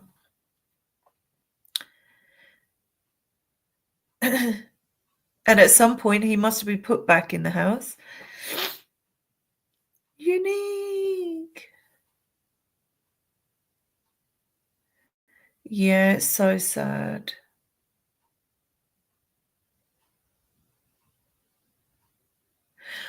I don't know, guys. I struggle because there's so much BS. Like, I try and stay neutral, but the more I find out, the more I just think, no, this couldn't have happened this way. And I try and be neutral,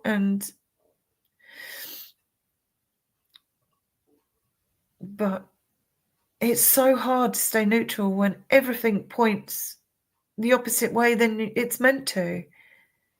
How can you stay neutral when there's absolutely no evidence so far against Brian Koberger other than transfer DNA?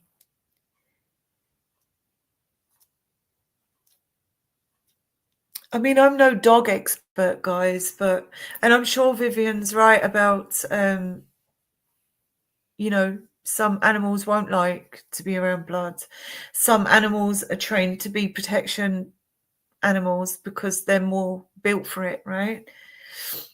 But I think Murphy would have at least gone around looking. And apparently this place was covered in blood, right? It was on handrails, it was everywhere. So we also know because of the footprint outside Dylan's room. Oh, that's what I was going to speak about, guys. Now, there's a TikTok video when all the kids were pretending to be each other. The roommates were pretending to be each other. And then there's a part where Bethany turns around and go up. She was pretending to be Maddie, and she was pretending that Jake had phoned and she'd gone up the stairs to speak to Jake. When you watch that clip, outside Dylan's door and between Dylan's door and the kitchen, there's like there's carpet. There's carpet in that video, and as far as I can find out, that video was only taken weeks before this happened. So the latent footprint was latent, so it couldn't be seen with the naked eye. Does that mean that whoever did this removed that carpet? Because that carpet was there the weeks before.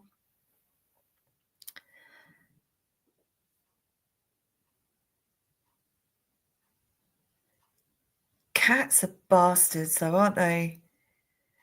Cats are little shit. I used to always have cats, guys. Oh my God.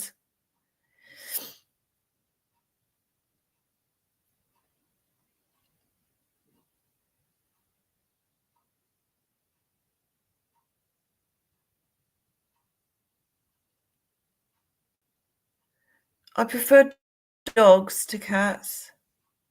Cats are just, I don't know. I've had loads of different cats, and they're all so different. The last cat I had, he was a massive tomcat. He only used to come home for food, a little sleep, and then he'd be off again. And he'd come and sit next to you on the sofa. So you put your hand out to stroke him, and he'd hiss at you. He just needed to be sitting right next to you, like space invading, you know? But you couldn't interact with it. It was a vicious thing. Yeah, cats are one-track minds. Vicious. But I think my cats were always outside cats. They'd bring in birds and mice. And the last cat I had, I lived right next door to a farm. And he'd bring me baby rabbits. I'd get all sorts. And they pretend to be dead. So the cat brings it in. And suddenly you've got like baby rabbits and stuff running around the house. Little shits. Oh, dead. But mind you, my Max would bring me birds and hedgehogs and stuff. Oh, lovely, Mystic. Yeah, cats a nightmare. Yeah, like they're sneaky, aren't they, cats? They're so sneaky. Dogs are so much easier. They're happy as long as they're fed and walked. They're quite happy.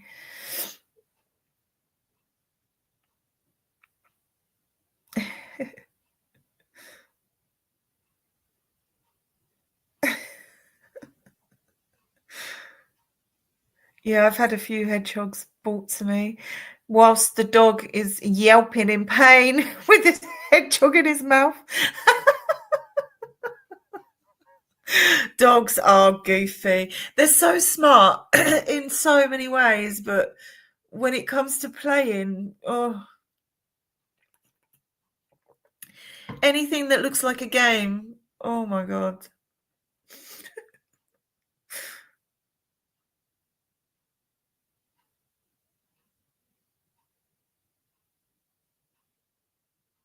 Oh, I do like cats.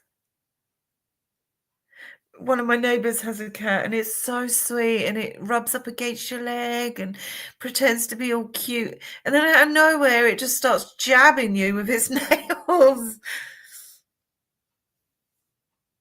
Just a little bastard. It's a false sense of security around cats.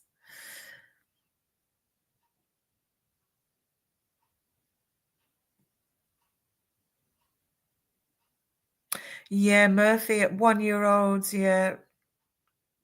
Yeah. Still a pup.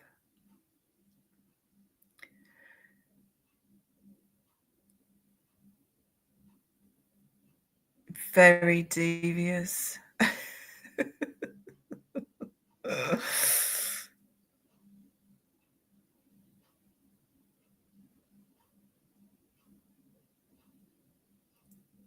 Cats are like dirty stop-outs as well, aren't they? They literally they go missing for days.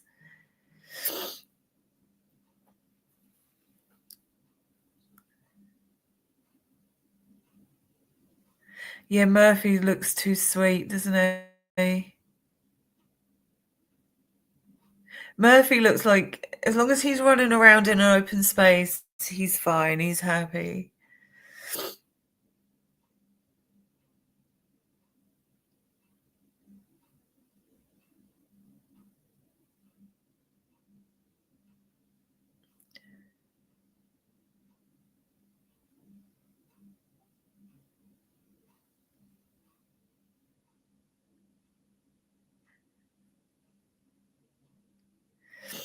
Yeah, cats definitely have wiser souls than dogs, don't they?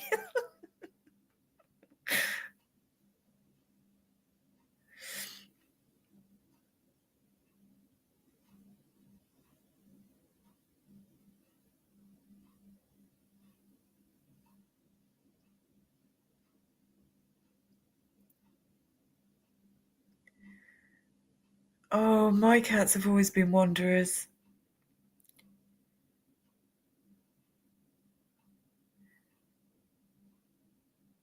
Mind you, I've always lived, because of where I live, you can't really get away from it. There's farms and stuff like this everywhere. So if your cat's an outside cat, it comes back every like 5 days just full with a bloated stomach.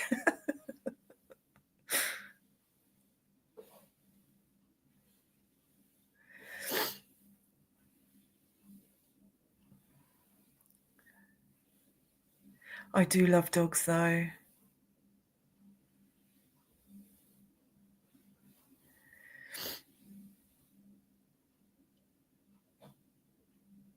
Ah, you guys are so amazing and being so patient with me. I didn't have a clue what I was doing when I first got.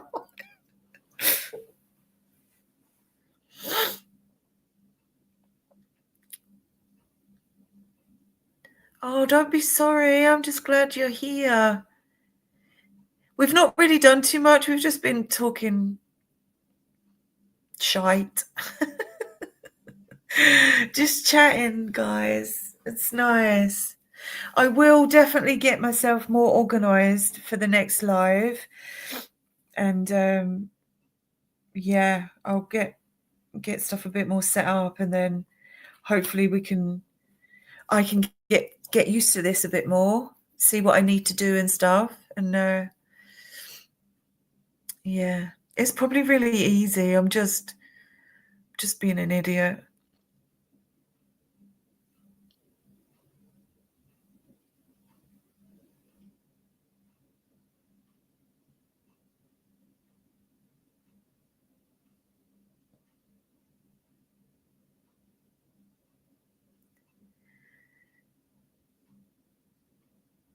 Oh, Mystic.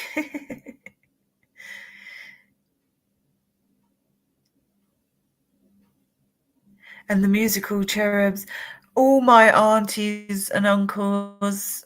I spent my whole life being cars, so it's fine. I'd go and visit my family when I was younger, and they'd be, all right, cars. Yeah. Or Carsy. I don't think any of my family's ever called me Cara.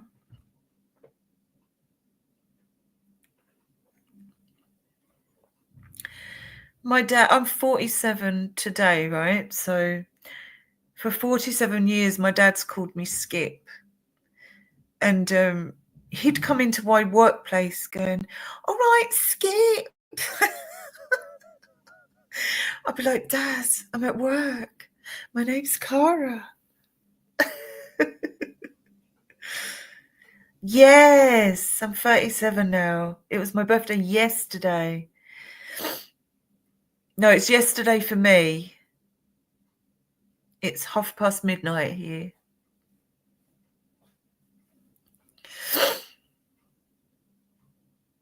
I've done nothing, guys, today. Mind you, my sister came to visit. I had my parents visiting Thursday. I had my son, his girlfriend, and my granddaughter yesterday, and my sister today. I had my daughter's friend had a sleepover here last night, and it's been quite a busy few days for me. I'm quite a hermit normally. I only go out if I need to. Which is all the time when you have kids, mind.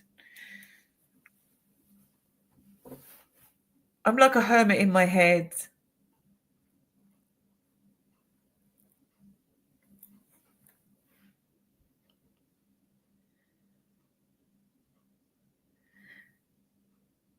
Do you know, Jane, though, do you not think when you get to a certain age difference isn't such a big thing? Like, if let's, for instance, so 40, if I got with someone that was like between 30 and 37, that's like a minimum 10 to 15 years, right? 10 to 15 years seems like a lot, but when you're older, it's not, is it?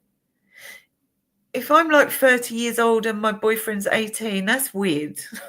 I'm sorry. That's weird. But if you're like 40 and your boyfriend's 25 or 30, it's not so weird, is it? Not that I'm with anyone, guys. I'm just saying, age difference isn't such a thing when you're older.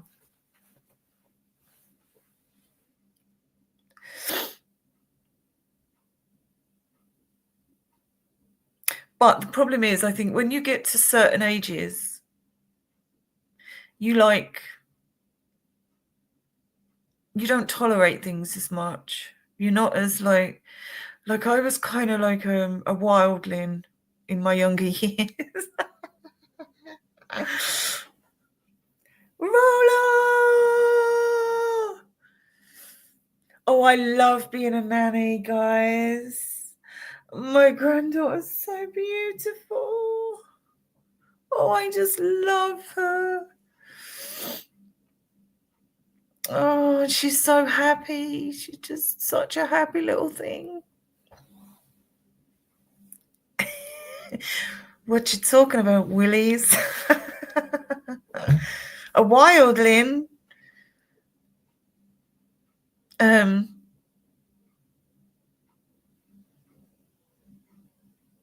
Not quite grasped life yet.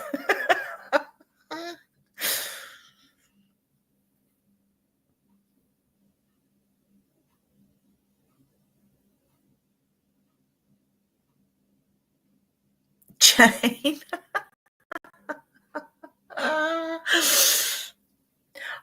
But I think when you're younger, like if you're, say you're like 40 years old and you're with some 18-year-old, you've got nothing in common either, have you?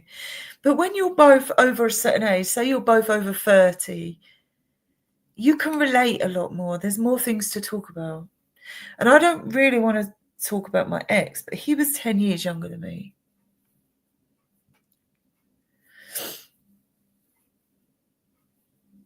But I am quite a child sometimes.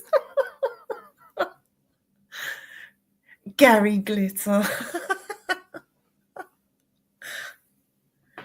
Oh my God. Rolf Harris.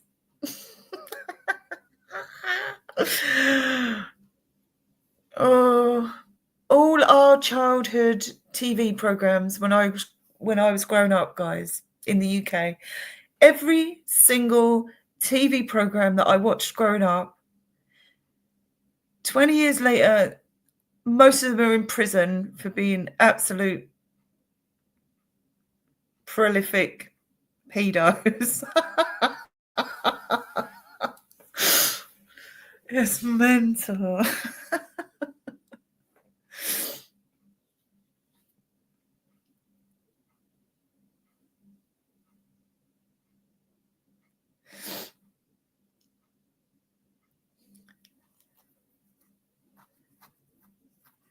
I don't mind someone being younger as long as they're not stupid. I mean, I'm no clever bod, I'm not, but I couldn't be with, I'm trying to think what the right word would be.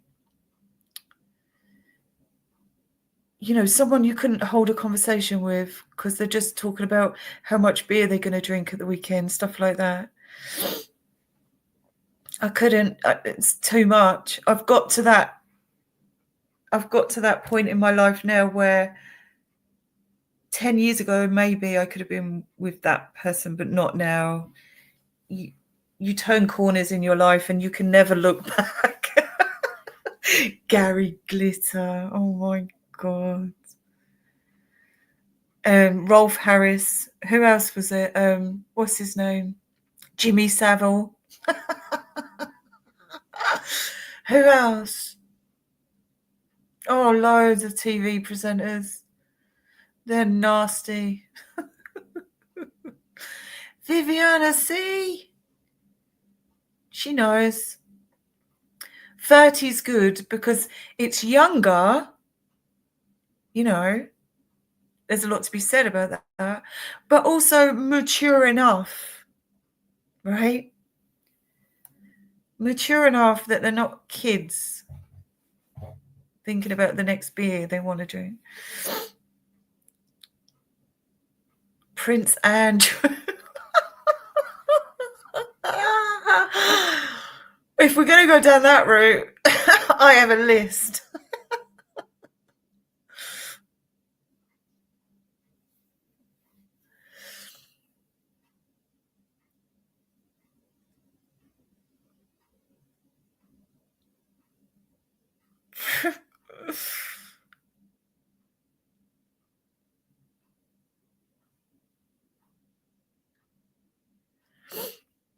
Yeah, the royal family is something else, isn't it?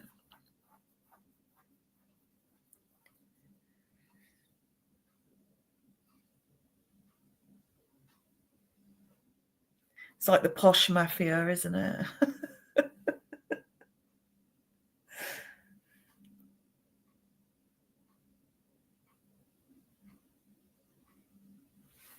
No, Viviana, I think when you get to a certain age, it doesn't matter anymore.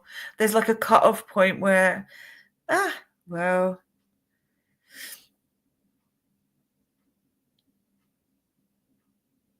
Oh, Jimmy Savile was disgusting, guys, wasn't he? He even looked like one, didn't he?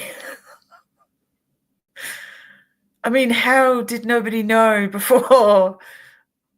He was like a walking advert. Now then, do you remember?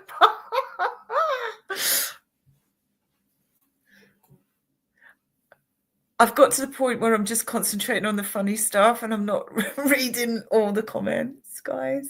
I'm not ignoring anyone. Oh, the things Jimmy Savile did, it just makes you just don't want to even go there, do you? He liked all the disabled kids and stuff, didn't he? Ooh.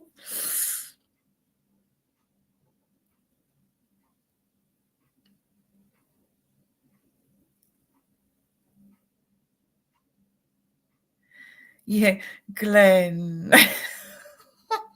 I was going to say, if Viviana's with a 30-year-old Glenn, I don't think she's looking twice at Green.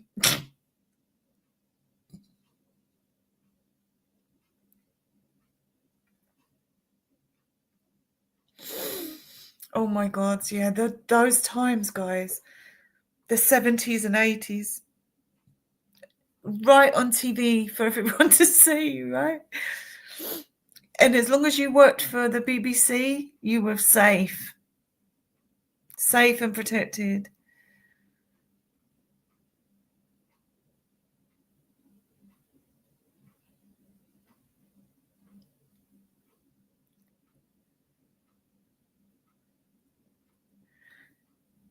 Do you remember that kids TV program Rainbow with Jeffrey and Bungle and Zippy and George? If you go and watch that stuff, guys, it would not be allowed anywhere near children this day and age. Absolutely savage. Oh my God. Yeah, there's been some characters on them TV programs.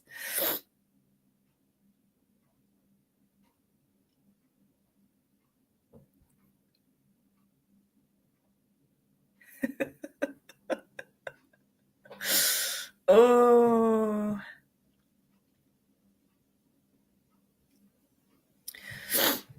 What's Rolo saying? And I'm missing here. Who's a dwarf? Me. I'm a dwarf, Rolo.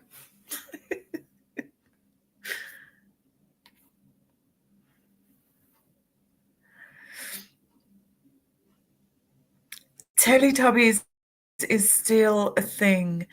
It was it's 26 now. And I remember watching, not really watching it, but kids' TVs, being on in the background. And it was Teletubbies then. 26 years later, and it's still Teletubbies. And they don't even speak. They don't even speak. They still don't speak. Let me see here. Missing comments.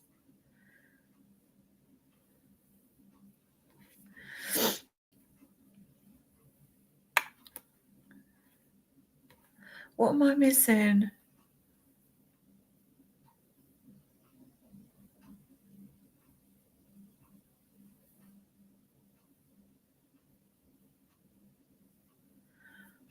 Oh, Rolo.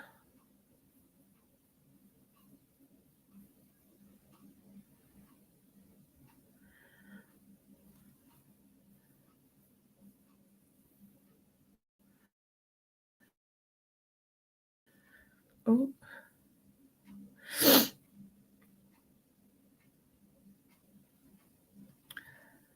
Teletubbies is still psychos.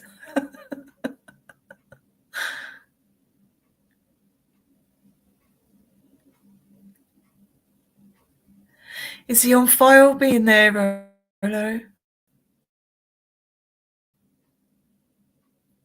The state said any residents or ex-residents don't qualify to be DNA investigated.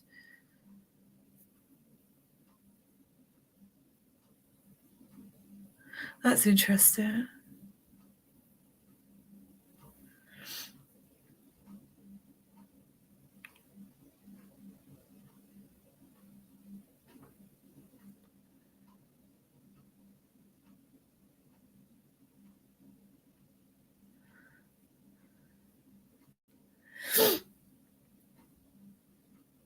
Jimmy Savile as the child capture. Oh, he just looked like that, doesn't he? He looks like that. Like you say, before we knew anything. He was so disgusting looking.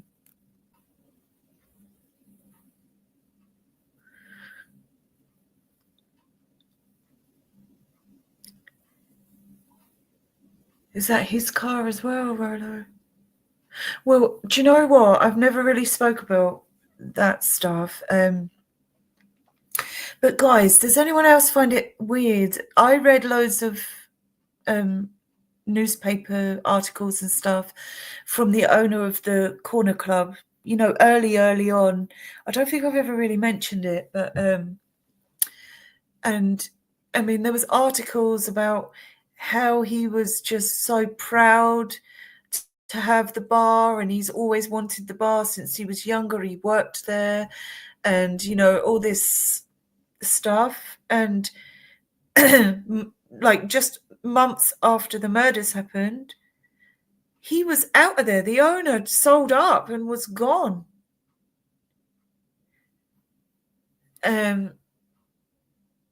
After being in newspapers and online articles about, he had like merchandise and all sorts for the corner club. There's like articles of him showing off his merchandise. Yeah, Mark Trevelpiece, that's it. And he was telling everyone how proud he was, and when he took over the corner club, he signed agreements to say that he would never change it, and it was perfect as it was, and all that. And then straight after the murders, he's gone. That was his life dream. If you get maybe then we'll do another live, and I'll get all the information. I'm going to write it down. I've got my pads next to me, guys.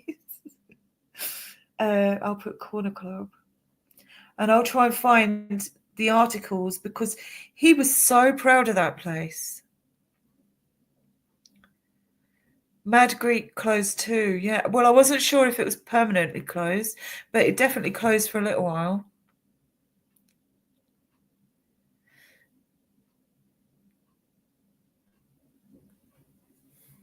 But yeah, corner club, he was so proud of that place. Doesn't make sense, does it?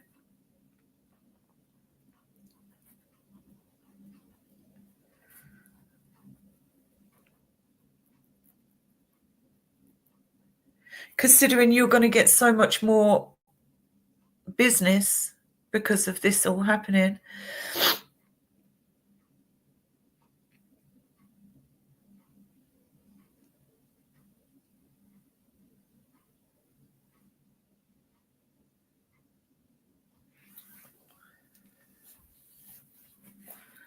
Mike Curtis. See, Roller comes with all the goss. I need to stalk more YouTube channels.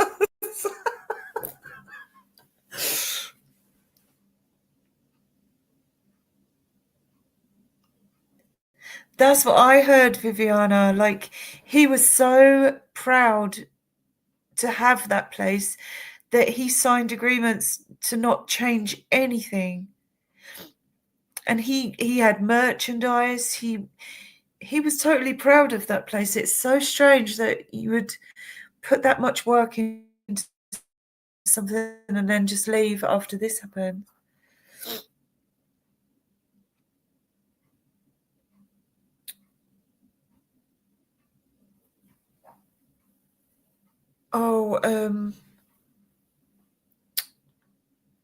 Oh my God, what was her name? Hang on. I know her name. My memory's still not the best, guys. I'm not on my medications anymore, but I still have some memory issues. What was her name again? Does anyone remember?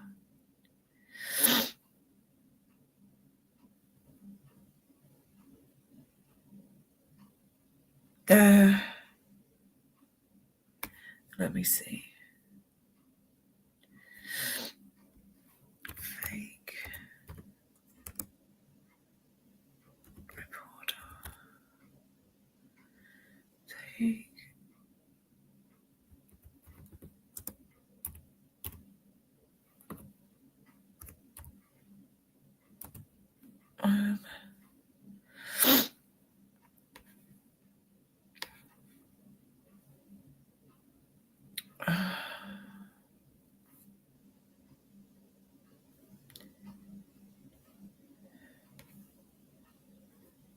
Oh my God.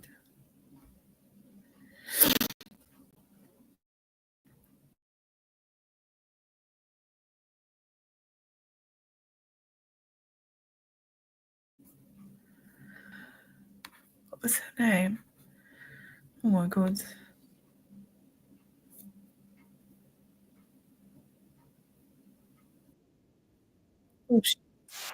Destiny Martin, that was her name.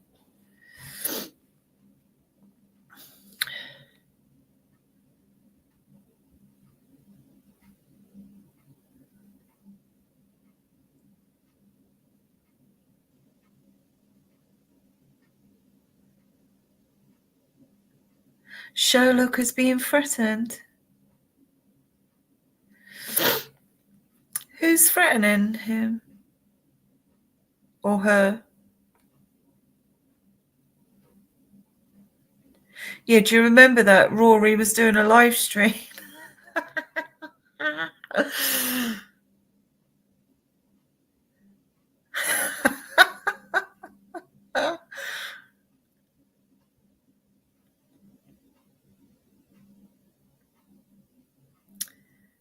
I thought it was reported that Mark sold the Corner Club. There was new owners. It was one of the new owners that took Rory out. Yeah, that's what I want to know. Why is Sherlock being threatened?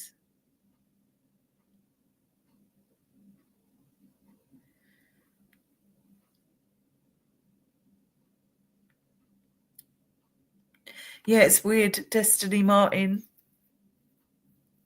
That accident. And then the mysterious death of Kathy Mabut's son. That was strange. Is he still the owner, Viv? That's weird. Where did those reports come from? See, this is the problem with this case. There's nothing concrete, is there? There's so many theories and speculation and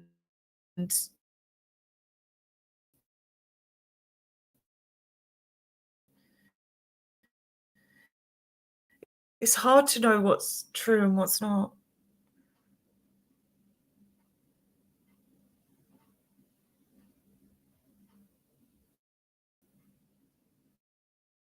Hello, from.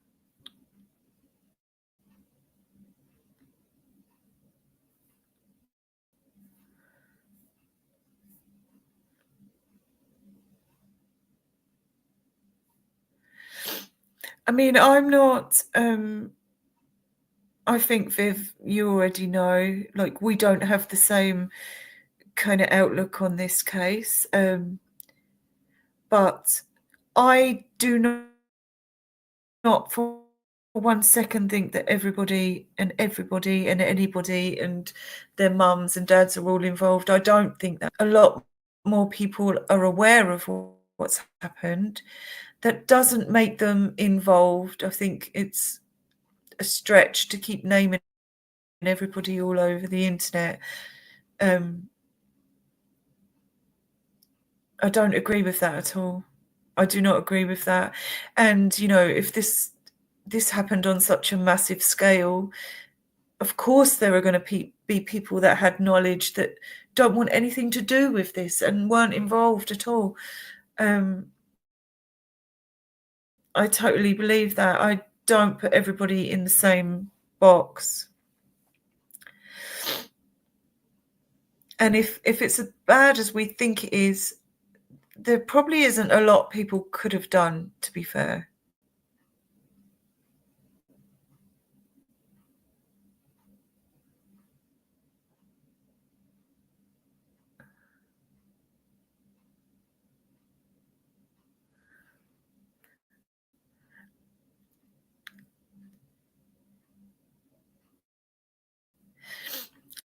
You and everybody else, Roller.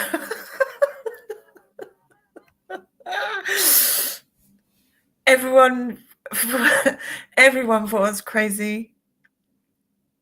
Not crazy, just like, what is she talking about? As I've said it earlier, that's why I went quiet for a little while, because I was just like, like, I never speak in front of people. I never, you know, I never speak out, especially like YouTube. Anyone that knows me will tell you, like, what? You're on YouTube? Because I'm not that kind of person. But yeah, so it took a lot for me to speak out. And then when everyone was like, what are you talking about?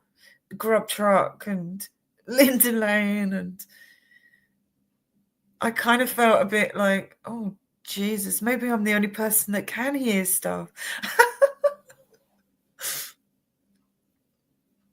But it's nice to know that other people can hear and see things, because that's not a coincidence. If it was only me hearing and seeing things, you could maybe say, like, Cara, you've watched too much true crime. You need to give it a rest.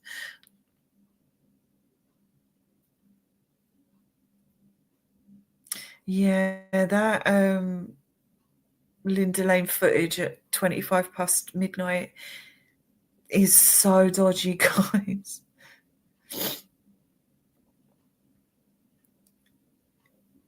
And even just the white car, suspect vehicle one, it's like most of the PCA is about suspect vehicle one and the maneuvers and things it was doing that night.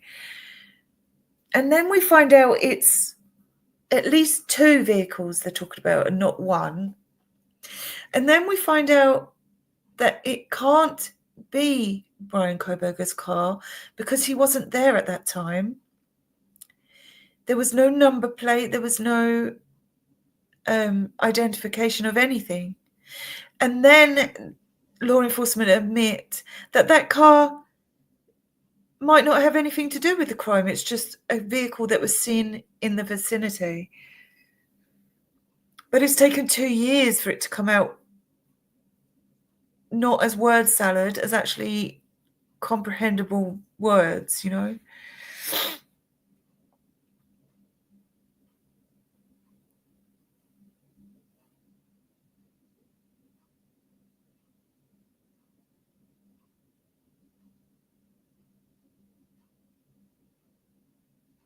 Yeah, Rolo, it's crazy when you do, because I don't think there was anybody when this first, you know, when Brian Koberger was the first name, and he was kind of hidden away in Pennsylvania for a few days, and we only saw the one, like him walking into the courtroom and out. There was no footage in the court or in Pennsylvania. So everybody believed the story that it was this guy, Brian Koberger, because we had nothing to back anything up. You had to believe that. But as soon as you started reading the PCA and putting 2 and 2 together, it's impossible that it happened that way. And that's half my point about Brian Koberger. If it's not his car and the only evidence they have is a little bit of walkable DNA, and I'm not saying planted DNA, I'm just saying movable DNA, that could have happened in any manner of ways, right? It doesn't have to be, oh, the police planted it. That could be an option, right? But that doesn't have to be the only option. And when you start adding all this stuff up and going, well, if that's the only, you know, evidence they have, why is it 2 years?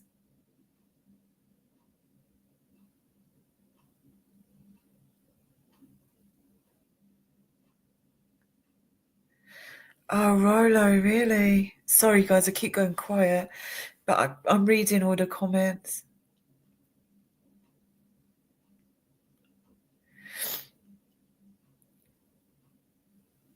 It's completely scary.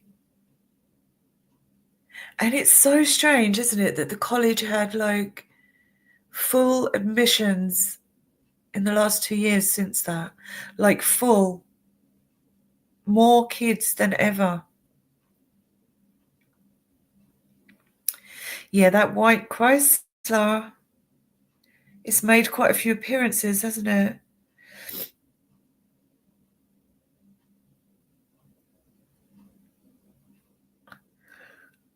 Oh my God, guys.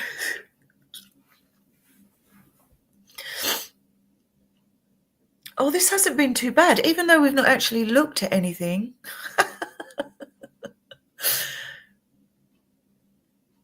You guys know all the good stuff.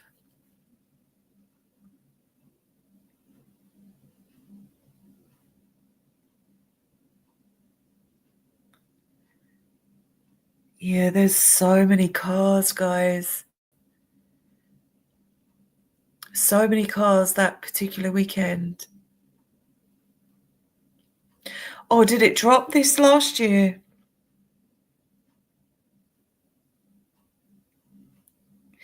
Maybe because more details are coming out. People are like, what?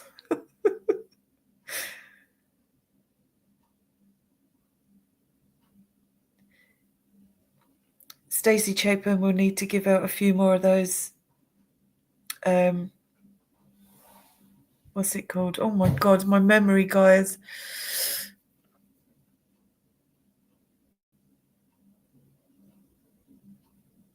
So many cars and trucks.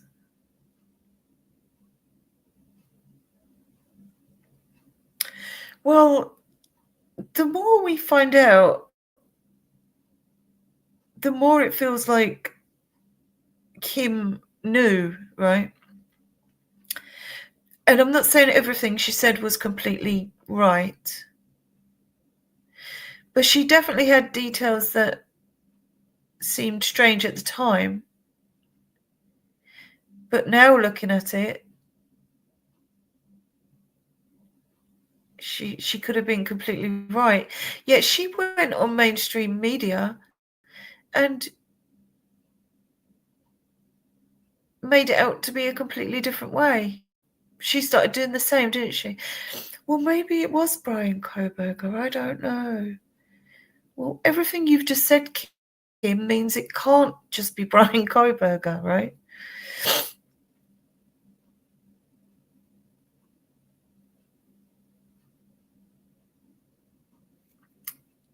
There was a few bald guys there that night.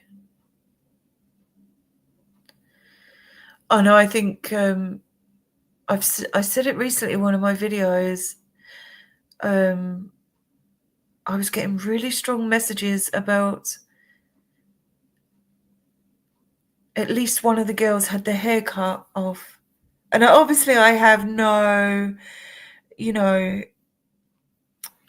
I have no proof of any of this stuff. We can only speak about stuff like this because none of us really know. But it's fine to speak about it,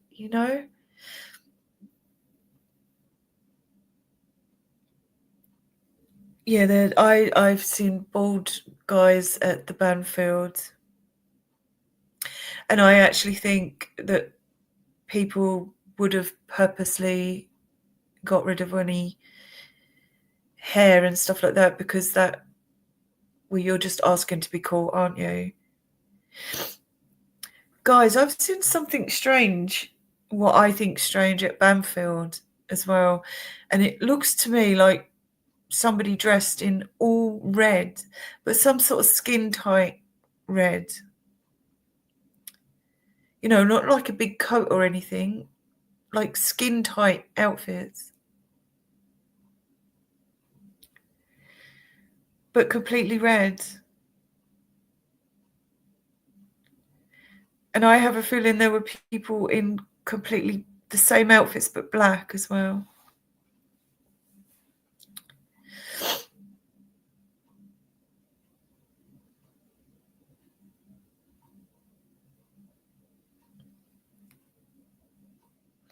Yeah, it's fine. It's fine to have opinions on everything, especially as more and more information comes out. And I've said it many, many, many times because it's important. It's important that we stay as neutral as we can. But in this case, it's so hard because we can literally see things with our own eyes, hear things. And you'll have people going, no, that didn't happen. No, you're seeing things. You're mad, you are. And it's that's where it gets frustrating, and that's where all the arguments come from. And that's what separates people into groups, guilters and the innocent ones, when actually we should all be discussing everything to make it completely neutral, right? The only people on sides should be the prosecution and defense. Everybody else should just be looking at what we can see.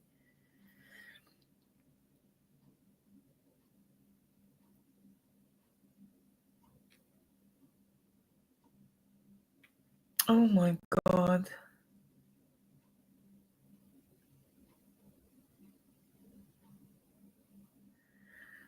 Yeah, there's no way these... I agree, guys.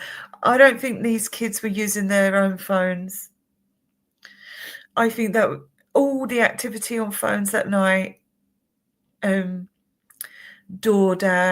and phoning Jack this many times, and then Maddie, and then Kaylee again. Just sounds like a story. It's all a story.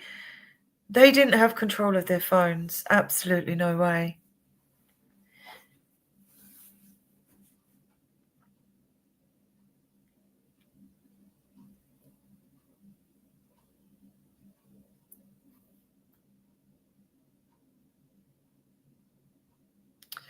Yeah, there was definitely... I agree, there was guns as well. The guy with the backpack at, 5 a.m. in the morning down on the bottom of Linda Lane, he had a kill kit. He's also the same guy from the grub truck. And it's as those guys at the grub truck were walking away that all the chaos starts at the back of the grub truck. And that's where the video was cut, I believe. I think they pieced it together, the grub truck. I think the times are everything's wrong about the grub truck.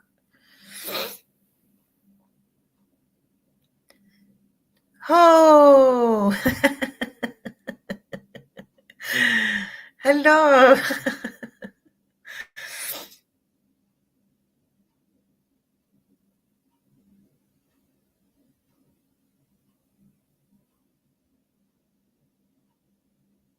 Wow. Yeah, I mean, this story, this cover story, I mean, it's clearly a cover story, guys. It can't be real. It's so bad that it can't be real.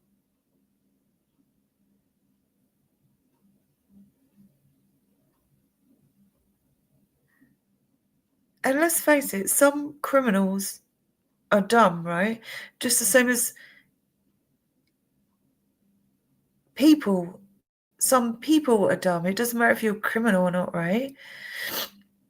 But there are very, very smart criminals that never get caught for anything.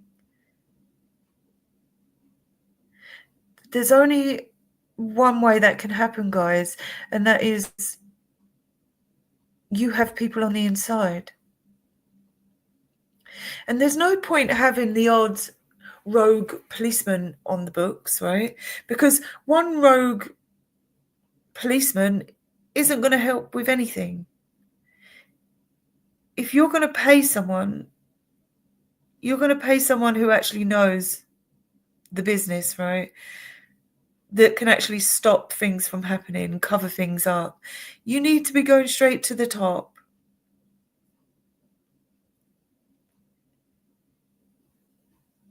And that's just truth. That's fact. Any criminal organization have government officials, they have police officials They have all sorts of people on their books, and they have people that can actually get things done. They're paying good money for good allies, right?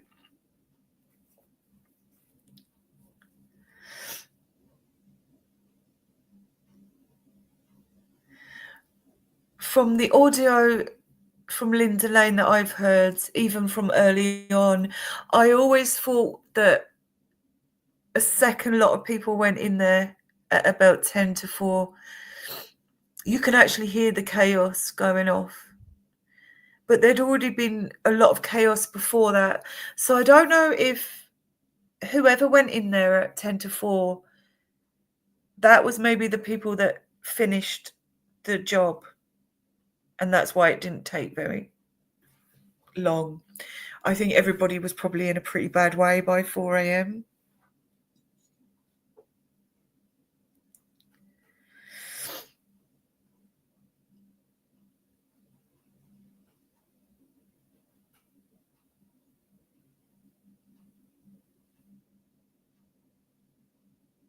Yeah, see, that does make more sense when you think about the time and someone going in there with a gun at 10 to 4, because I've heard quite a lot of ruckus start at 10 to 4. So that was maybe the final.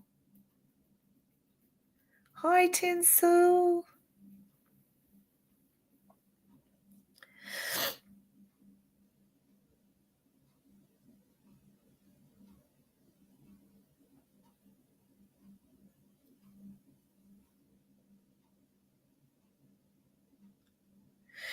Yeah, see, I've always put my hands up and, and said, when I break down that audio, it is just what I hear, guys. So if you hear other words and stuff, I'm sure about what I'm hearing, but if other people hear different things, please always say, because I might hear it again. You listen to it over and over and over again, it starts to become, sometimes you need to have like half an hour break and go back to it. It's why it always takes a bit longer to put out videos when you're breaking down that audio, because you can literally listen to it for an hour, have half an hour break, and then you hear something different. So it's such a process to try and break those videos down. I would never run out of things to talk about. The more anxious I get, the more crap I find to talk about.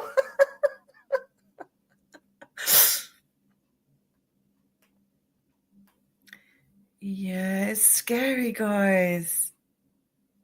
We don't even live there and we're like, what are you all doing? Just carrying on like normal.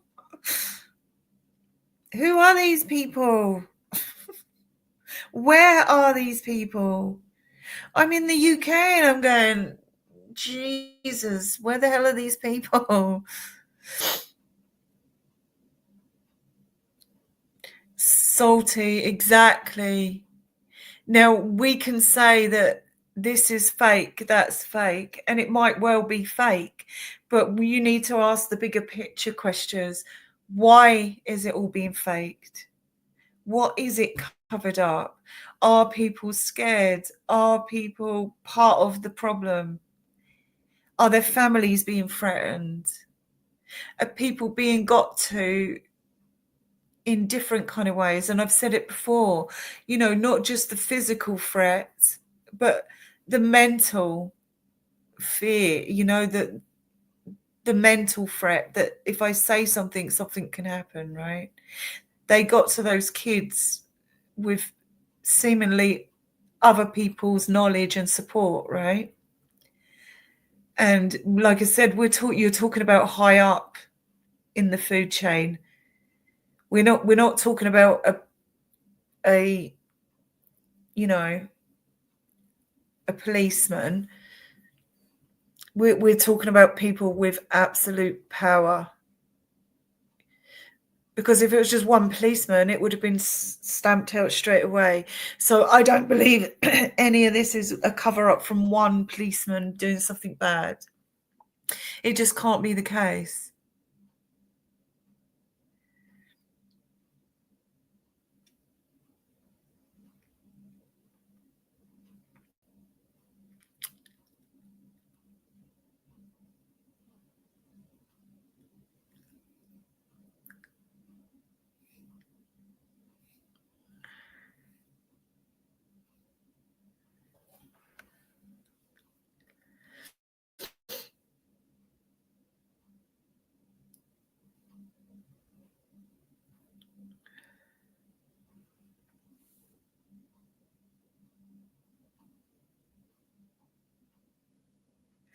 Yes, Steve, I agree.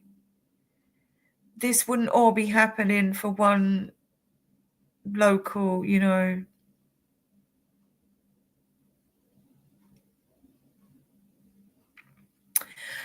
I actually think Hayden was more rude than Joe Vito.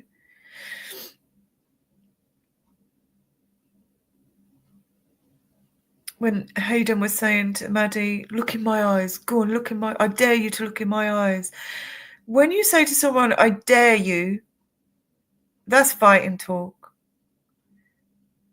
You only need to change one or two words in a sentence to change it from a normal conversation to fighting talk.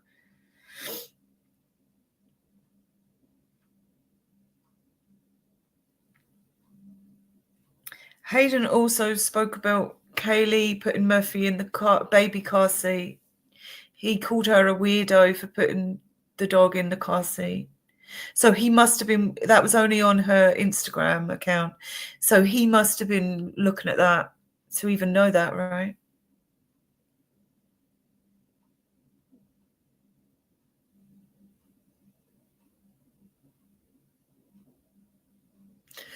Yeah, I'm not saying Hayden's involved in any of this, guys. I've never said that. I don't have a clue who all done what. I have no idea, and I would never do that on here. And I've told you millions of times, I'm only going to give you names that I can hear. I'm not accusing anyone of anything.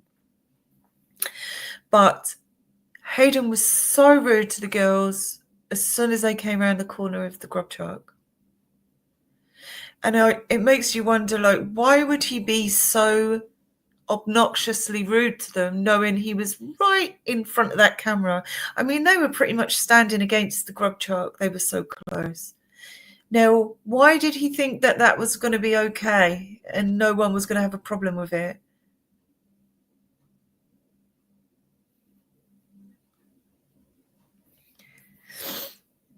And that's what makes me think this is more of a setup than originally thought, because there's no way a guy's going to treat a girl like that unless he knows it's no bother to anyone, you know?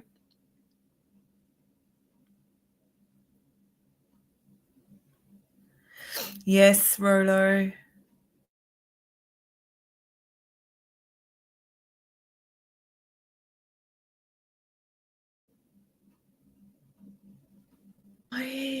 Oh my God.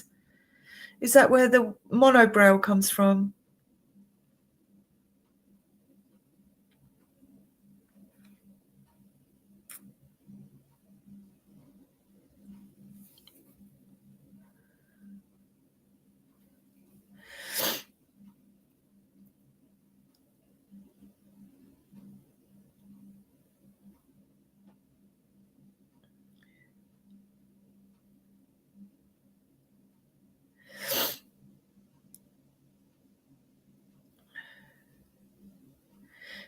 Hayden was really rude to Maddie. He literally said to her face when she was about to walk through them, he was like, look in my eyes. I dare you to look in my eyes. Who does that to a young drunk girl?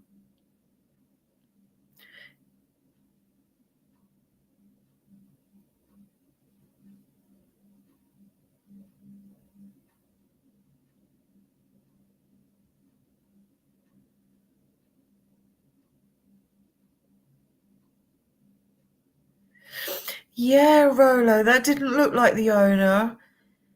I wondered if I was losing my mind again when people kept saying that that was Kane. I was like, no. I don't know who that guy was. That was funny, though.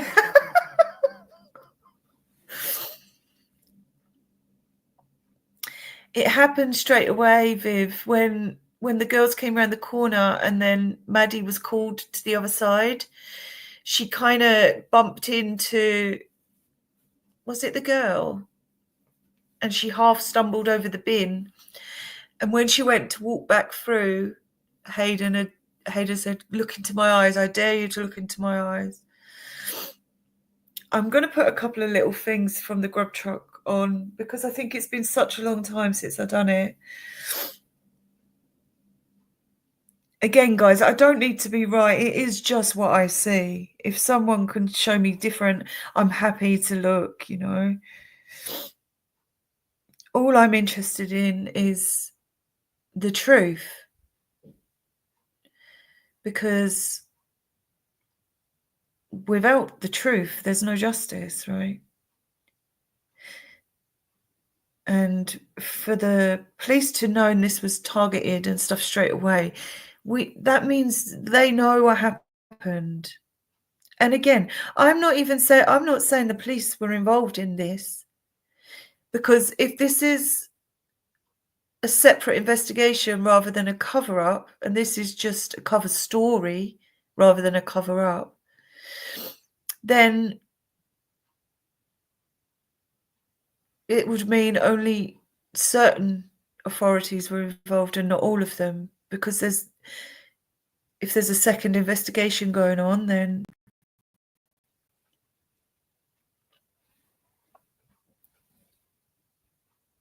oh no, Viv, he was so rude to Maddie. He also pretended to call 911 on his wrist and say that he said something like, "Oh, is that 911?" Something about someone being fucked in their jeans later. And then before he said to Maddie, "Oh, look in my eyes, I dare you to look in my eyes," he actually, what did he say to her? He said something about she's working against us. She's going to regret it.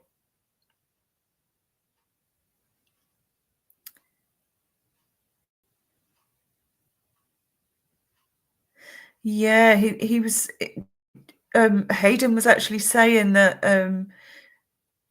Maddie was working against them, and she's going to regret it.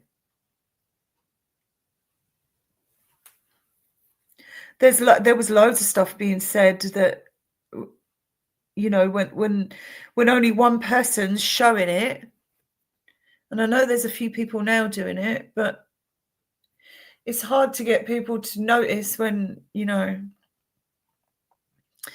Yeah, I'm not sure the carbonara was anything, guys. And I think when Kaylee kind of made that a longer word than it needed to be, she kind of paused. And I think it's because she could hear Hayden saying something about, "Oh, that's the weird girl that puts her dog in a baby chair." That's what Hayden said when they walked around the corner. He called Kaylee the weird one that puts the dog in the baby seat. There's loads of stuff that went on there that nobody knows. And the grub truck video was chopped, guys.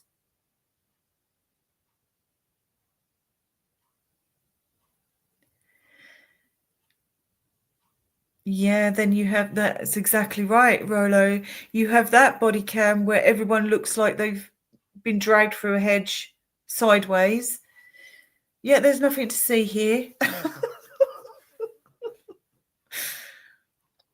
Oh, I love peanut butter. Peanut butter and cheese sandwiches are pretty good as well. Oh, see, I'm hungry, guys.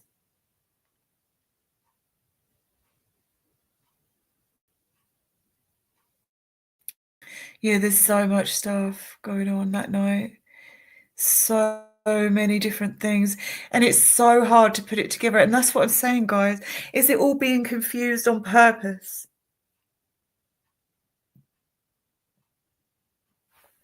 Hayden's the long-haired guy from the grub truck. He was wearing his hat backwards, back to front. He had the kind of, what jumper did he have on? Don't know. They call him sweater guy. I called him long-haired guy. Now, again, Hayden could have been drunk and he could have just been, being a dick. But isn't that ironic when he's putting Maddie down for doing exactly the same thing, going out and having a drink? And to be honest, guys, those girls were only out for a couple of hours. Do we not think Maddie was just completely out of it for just having a couple of drinks? They were literally at the corner club for a few hours.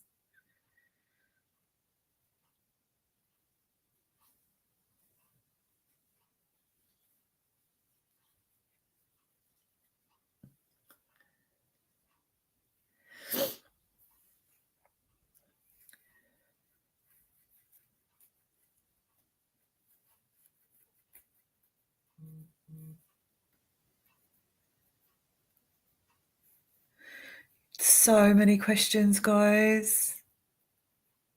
I'll tell you what we can do, because I'm probably going to finish this up in a minute. But I'll maybe do like I'll do like a community post tomorrow, and I'll take people's questions, and we can try and no, I don't think anything was put in Maddie's mouth at the grub truck, guys. That's just my personal opinion, but I don't believe anything was put in Maddie's mouth at the grub truck. I think she was in the same position when she got there as when she left. I don't think anything in that sense happened there. Things happened there, but not in that way. I don't believe the Coke can was any kind of spy device. And I'm not laughing, to take the piss. I just don't believe that. You guys are amazing. But we'll try and structure, we'll try and get some questions and stuff for the next live. Can maybe do one, we could maybe do a Tuesday night live and a Saturday night live or something, because my little boy doesn't have nursery on a Wednesday. So I could stay up a bit later on a Tuesday night, because the time difference is so difficult as well, guys. But yeah, I'll do a post. I'll do a community post tomorrow sometime, and we can try and get some questions answered.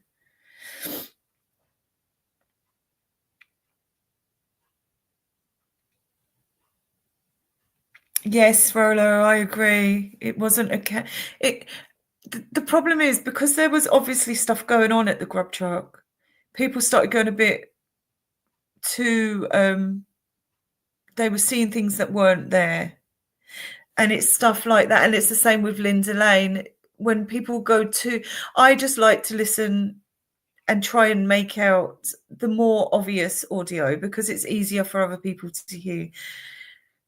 But when you've got people saying this is happening, that's happening, and because you can see, and then actually you can't see anything, it's things like that. And people saying Coke cans at the grub truck were really secret video cameras, and it's people like that actually ruin the more obvious things that are going on, because you look at that stuff and you go, that's not true.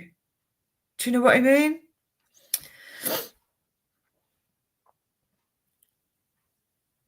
Yeah, I agree, Rolo. It's defo not a camera viv, I agree. And like I say, I've seen stuff and heard stuff at the grub truck, but none of that stuff I don't believe. No.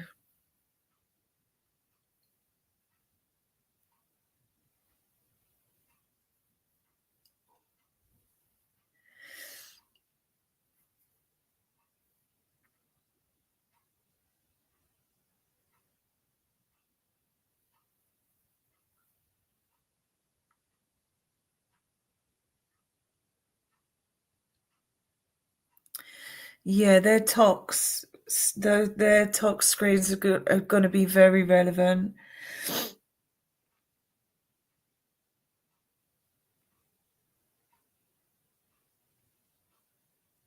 Yes, and the group, the rich kids, you know who I'm talking about? MG rhymes with jolly. That group of individuals were very suspect.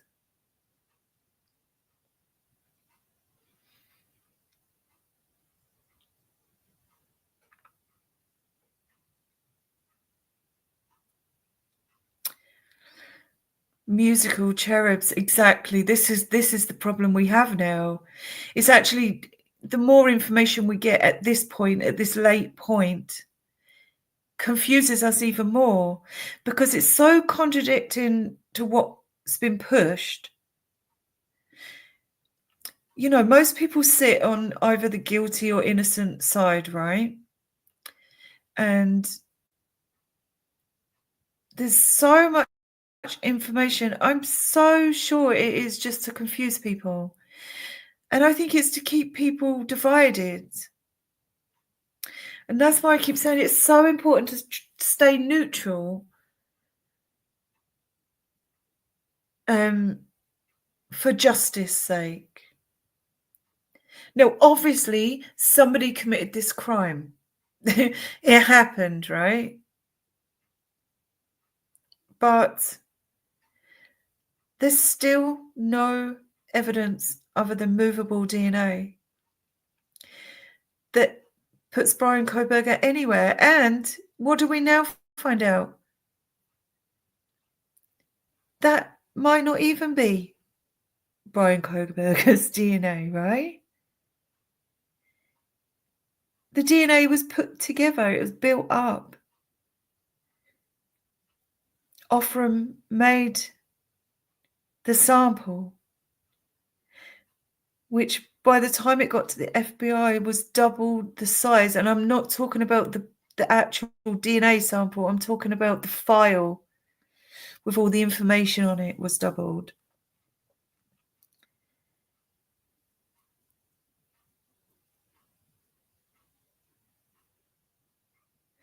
It's just like, why do people need to lie if it's all on board and proper?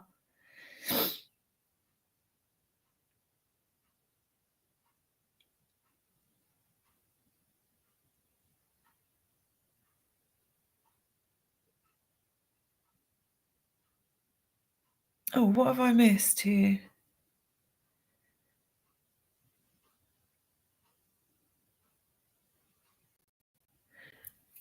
What did Huda say? Hang on, guys. Oh my God, where's my mouse?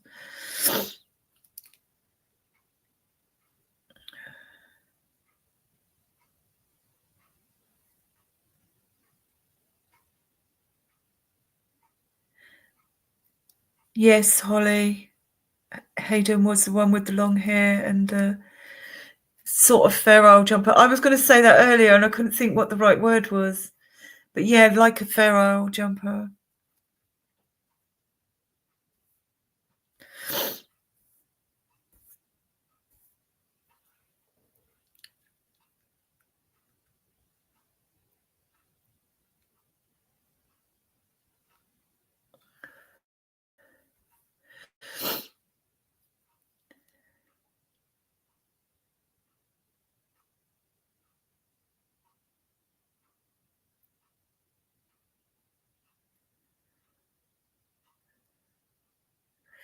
That's it.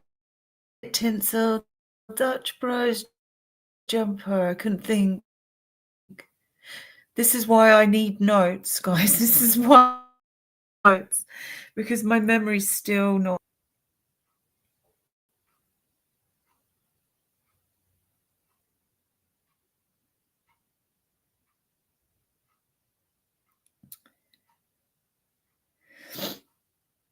And do you not think it's funny how now the sheaf wasn't just next to Maddie, it was trapped right underneath the comforter and Maddie. It's not like it was at the side of her and it had just been dropped. It was probably on the bed before Maddie was on the bed, by the sound of it. It didn't just fall off somebody's belt. That knife sheath was on the bed, and then it sounds like Maddie was placed on top of it.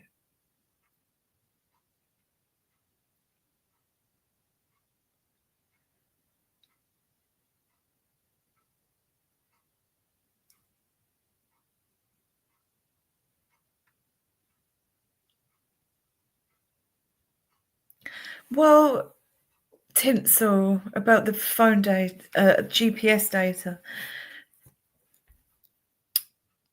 Would there be GPS data if his phone was switched off and he wasn't pinging on any towers? Like if his phone was off plus no signal, then there wouldn't be any GPS data. But would the car have GPS data? This, like I said, guys, there's so many. I have so many questions, and it's more confusing than anything else.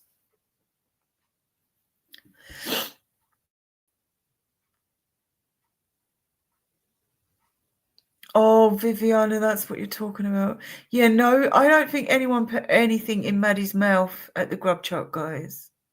I think it's just the angle.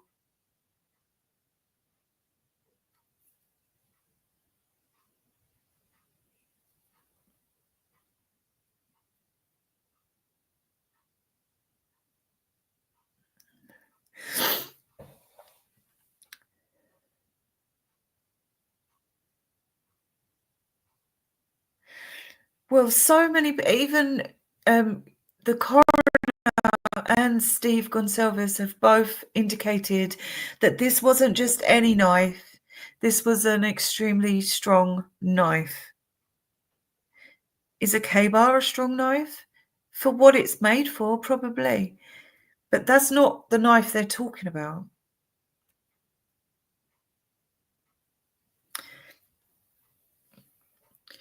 Yeah, no, nobody put anything in Maddie's mouth at the grub truck, guys. He was talking to her whilst handing over his ticket.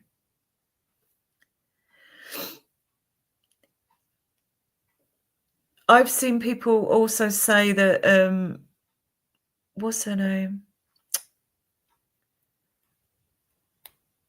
Oh my God. What's her name? What's Molly Gray's friend at the grub truck? Oh. One of the girls at the grub truck, people were saying handed something to Big Joe when she walked past. What was her name? Oh my God, I don't know what's happened to me, guys. I think I'm tired. Oh shit, I can't think of it. But Molly Gray's friend came round the corner first and then spoke to Kaylee at the grub truck.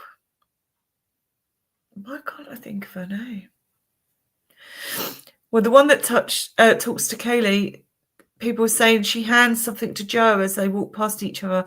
That's not true either. The only thing that Joe had in his hand was his ticket and his Coke can. And then for a little while, he had his Coke can in his pocket and he was holding his phone. Nobody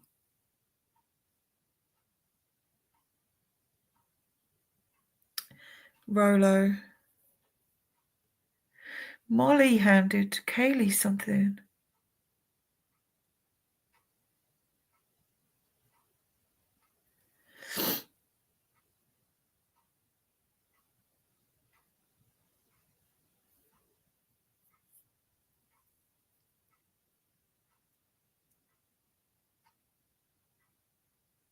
Yeah, guys.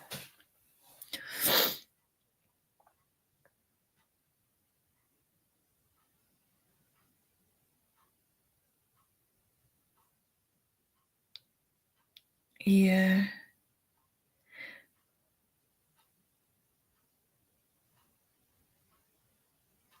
Wow.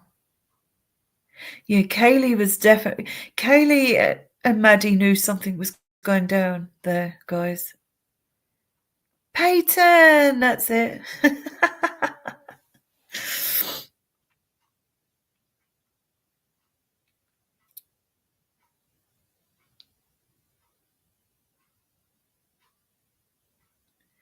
I mean, if there's no K-bar, guys,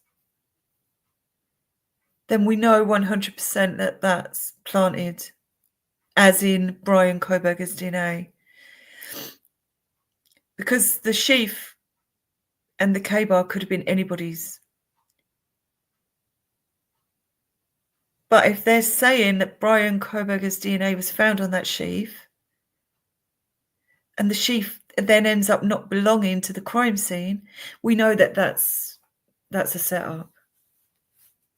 So we need to wait, I guess. There's a lot of things. This is why I don't like saying my theory is right, my theory is right. You know, we don't know all the ins and outs. I can tell you what I hear in audio, I can tell you what I see, but none of us can prove anything until, you know, everything's uncovered. Because at the moment, even body cam seems to be blurred, and there's just nothing. No body cam of Brian Koberger. There's 2 different times that in Pennsylvania that the aeroplane was up in the air, circling above his house in Pennsylvania. There's 2 different times for that. And I mean, we're talking about, you know, airway control records. But there's 2 different times for that. None of it makes sense, guys. Not one thing.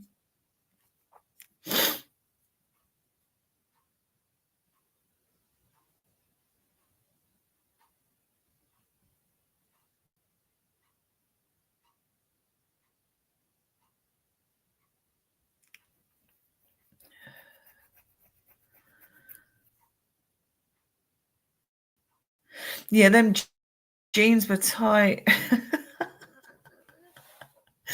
I'm not sure what he had in his pocket, guys.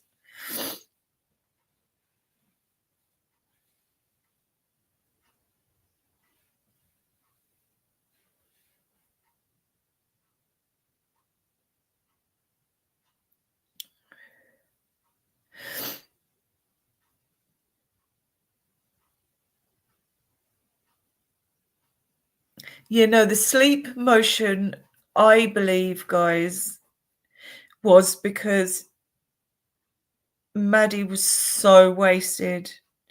I think he was indicating that she's ready just to, you know, she's ready to go to her bed. She needs her bed.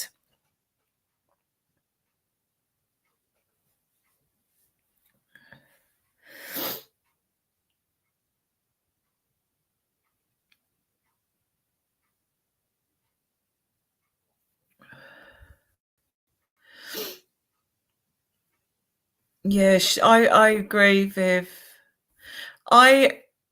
Guys, I've seen and heard stuff in all these places, right?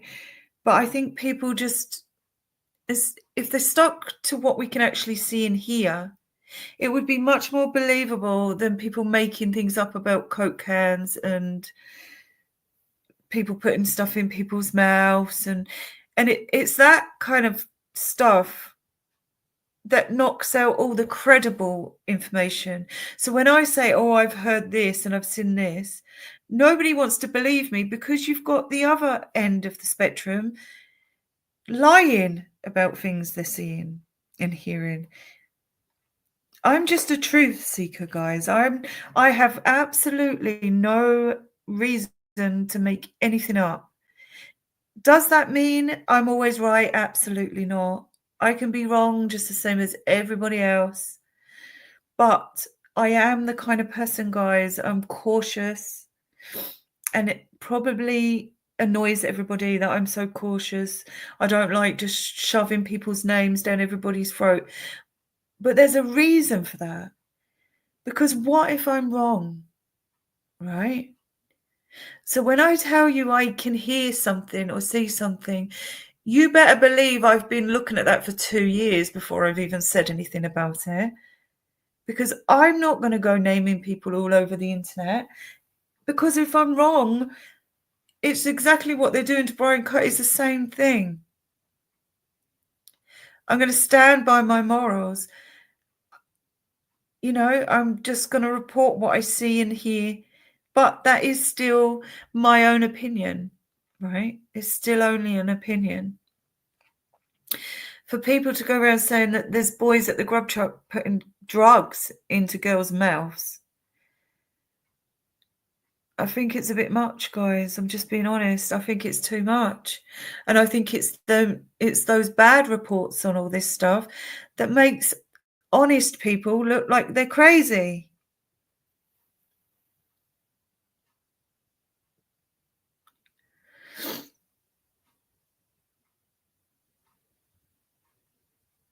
Oh, yeah, I'd love to listen to that, because the transcript is just absolutely crazy, isn't it? The 911 call.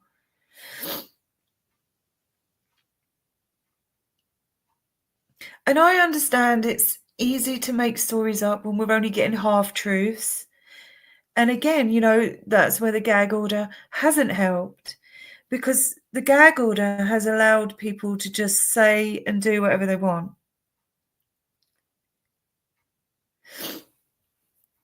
And on the same breath, and I don't think Viviana's a big culprit of this. Everybody knows Viviana believes in what's happening here, right? And I'm not going to have anybody, you know, everybody has a right to their opinion, right? But Viviana's not going down these crazy avenues where she's comparing what a knife looks like to a Hoover. She's not comparing a moving blob on the screen to a white Elantra that Brian Koberger drives. When Viviana's talking about stuff, she is actually referring to paperwork, court things, okay? And I know not everybody agrees with Viviana because she is a guilter. She knows that. Well, she doesn't need me telling her.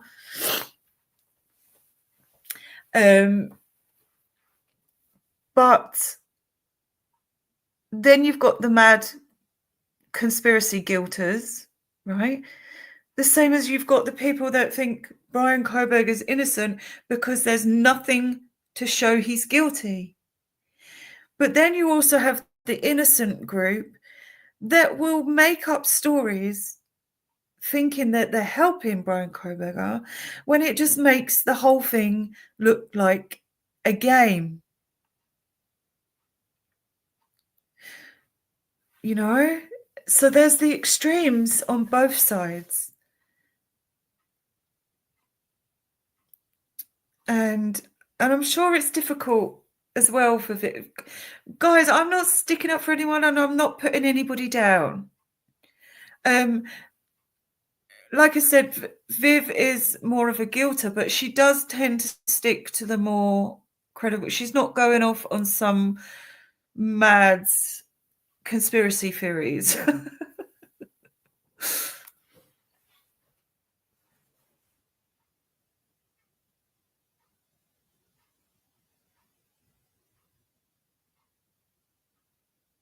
Sorry, guys, when I go quiet, I'm just reading.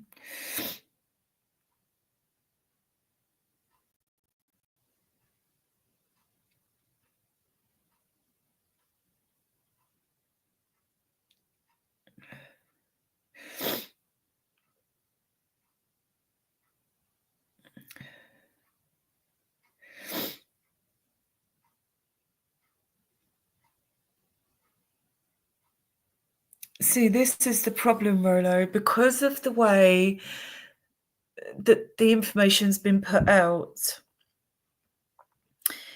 It's left so much room for constant questions. Like I said, I have got so many questions, guys.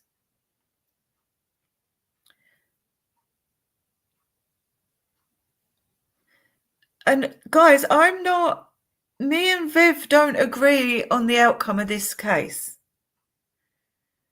We don't agree. I heard stuff and saw stuff at the grub truck. Not anything like Coke cans or anyone putting anything in anyone's mouth. I've never seen any of that stuff. Right? Viv doesn't agree with me. We can disagree, guys. We can disagree without being disrespectful. There's only certain guilters that I can't get on with, and that's because no matter what you prove to them, they still keep coming with their silly little pictures and things that just don't make sense. That's the sort of people I can't stand. The sort of narcissistic ones. I think Viv is just trying to have... She's just being the opposite, right? So I said I saw something, she said she didn't. And I can draw a line in the sand, right? I don't have to argue with Vivian. We both know we disagree. We've always managed to speak, whether it be on somebody else's community, on her community or my community. We've always managed to speak without falling out. We all don't have to have the same feelings about something to get along.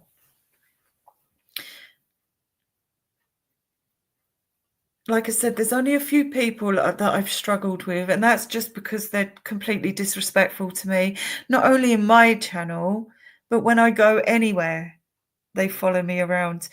But if people want to have different opinion, yeah, it doesn't bother me at all, at all. Like I say, I have fallen out with a couple of people because they're just rude and disgusting, and I haven't got time for people like that. But Vivian has never been rude to me, guys. We don't agree on the outcome of this case. And one of us is going to be right, isn't it? One of us is going to be wrong. And I hope I'm not wrong, guys. That's going to be a hard pill to swallow, right? But yes, Viviana doesn't always agree with us, guys, but she's not the same as the other guilters.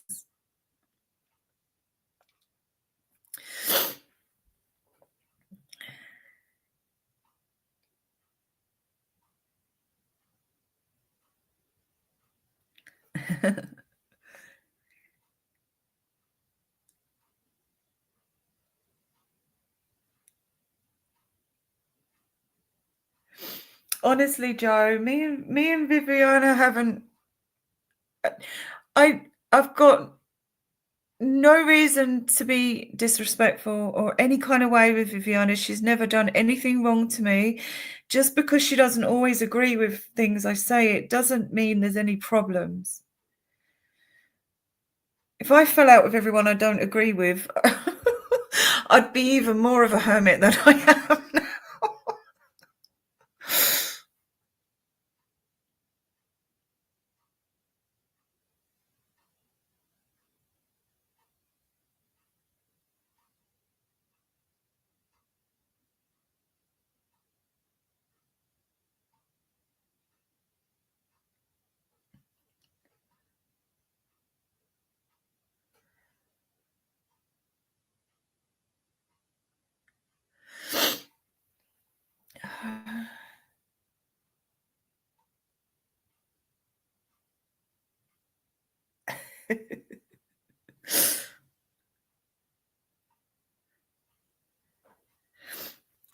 Rolo, I agree. Why is certain things blurred out and then others not? I agree.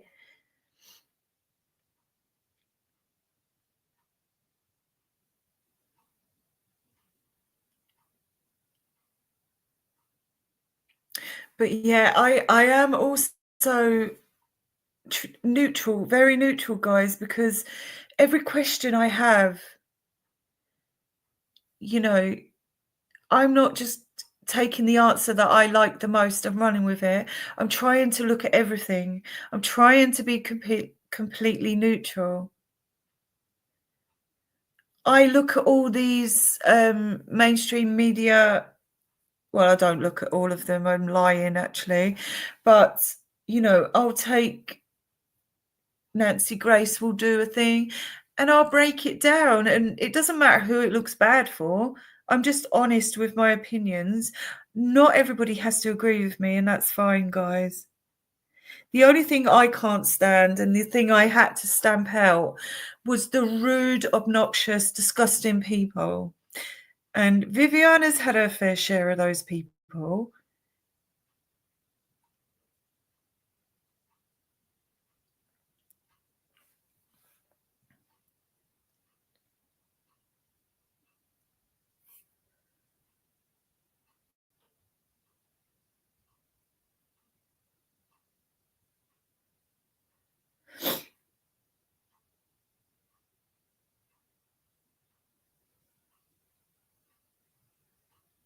Yeah, Rolo.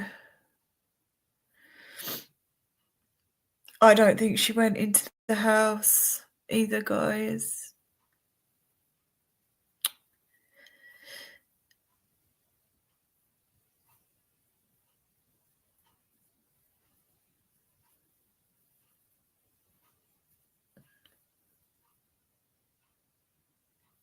Hi, Joanne.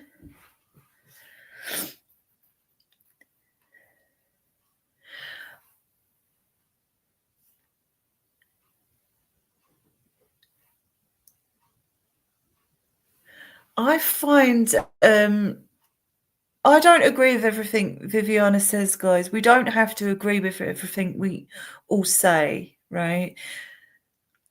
And I think some of Viviana's videos have been quite hilarious at times.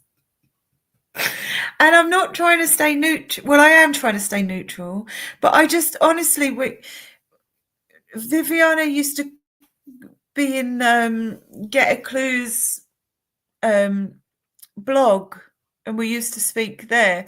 And Viviana might be the only one in that group that thinks Brian Koberger's guilty, but we all still spoke civilly and we all saw each other's points. And if we didn't agree and if we couldn't come to the same agreement, we just separated, have a nice day, be on your way. You know, you don't have to agree with someone to not, you know.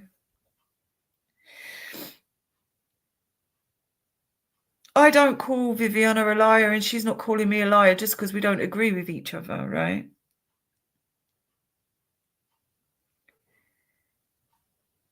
We can be adults about it.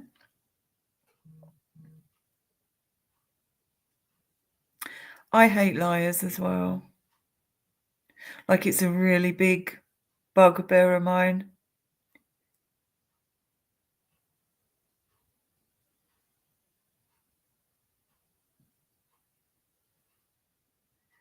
You don't want to be a pie.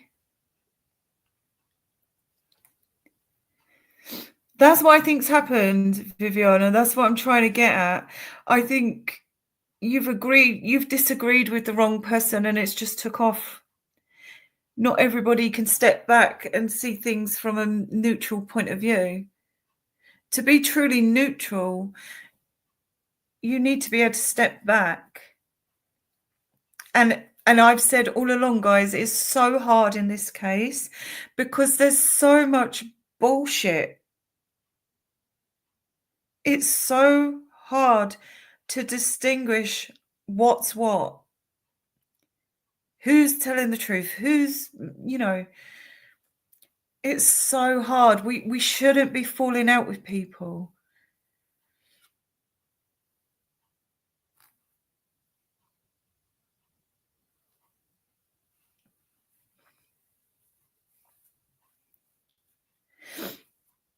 if I'm ever proven wrong in this case, which I really don't think I'm going to be, based on my beliefs and what I can see, is pretty much going the route I thought it was going to go.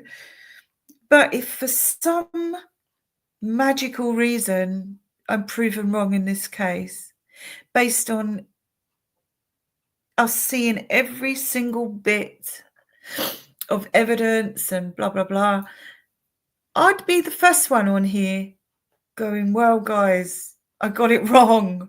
What the hell? Do you know what I mean? I'd be the first one not believing it.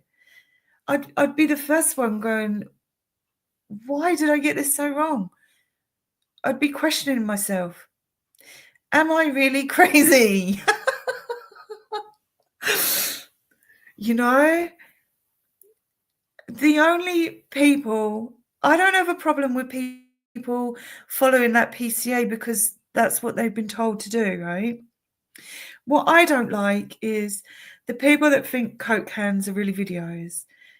People seeing drugs being put into Maddie's mouth when that clearly didn't happen.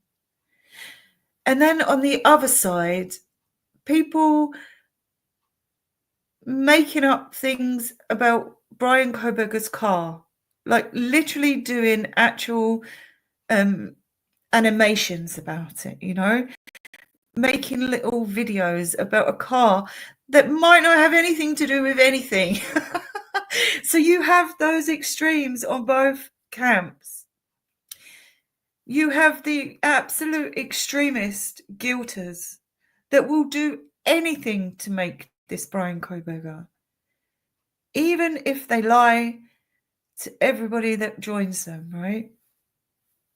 They will do anything to make this Brian Koberger. But then you have that on the innocent side as well.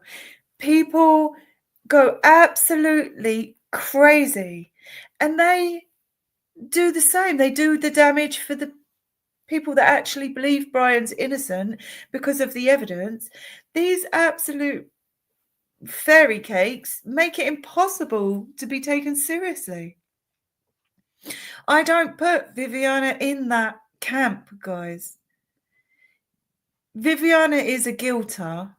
Sorry for calling you that, Viviana, but you're in the guilter camp, right?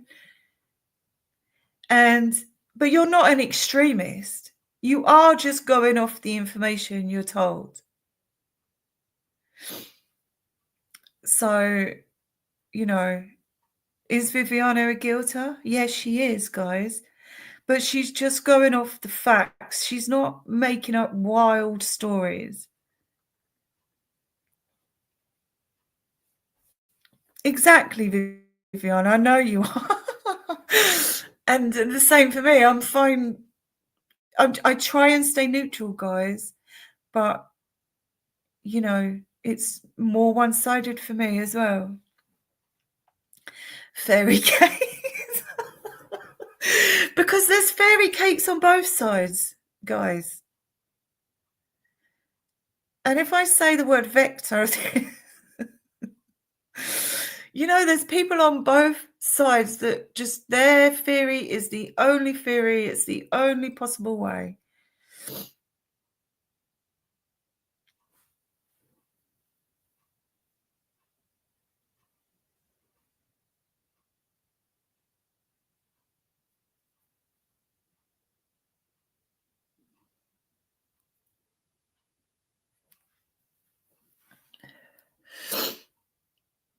I need to get one of those paid jobs on here, guys.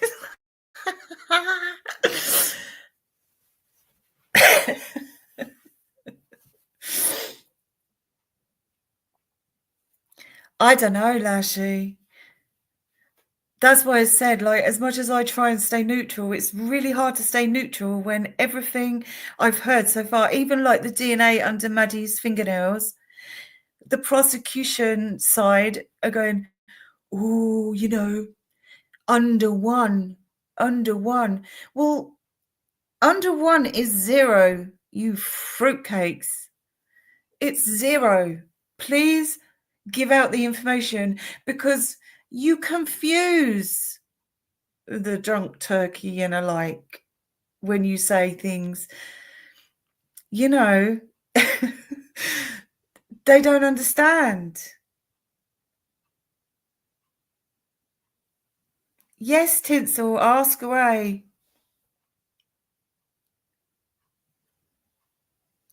Exactly, Rolo. I totally agree. And that's why I struggle to stay neutral.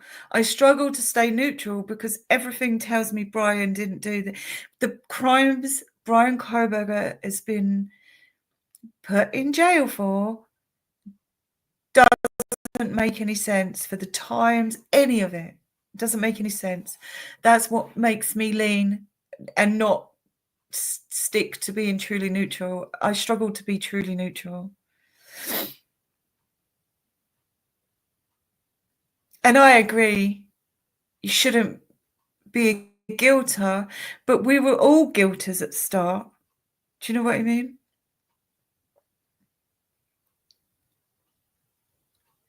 So many lies, guys. Tinsel. Oh, there you are.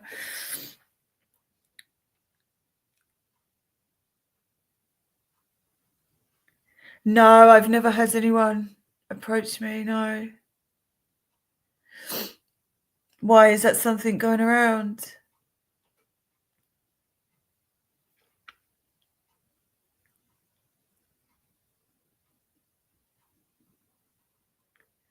Oh, the legal system is going to have to change after this.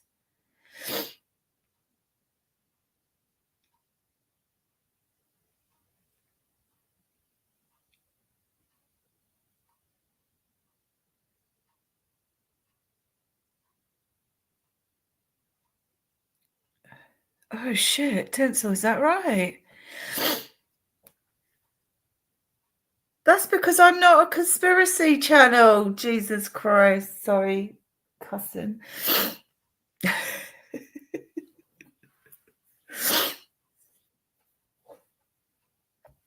Wow, that's crazy. No, I kind of backed, like I used to cover the grub truck and Linda Lane all the time, and I got so sick of either people taking it to the extreme, like what we just spoke about, the Coke cans and all that. People either took it way too far that made me look stupid, or you had people being just disrespectful in general because if they can't see it or hear it, it didn't happen. You know, the kind of people. So I kind of backed off that stuff. And also, it was so disturbing what I was hearing, guys. It's really, really disturbing what goes on in Linda Lane. Or should I say, the Linda Lane audio. There's no proof that anything happened at Linda Lane, but the audio is definitely from these kids being attacked. No doubt about it, guys. And it's horrendous.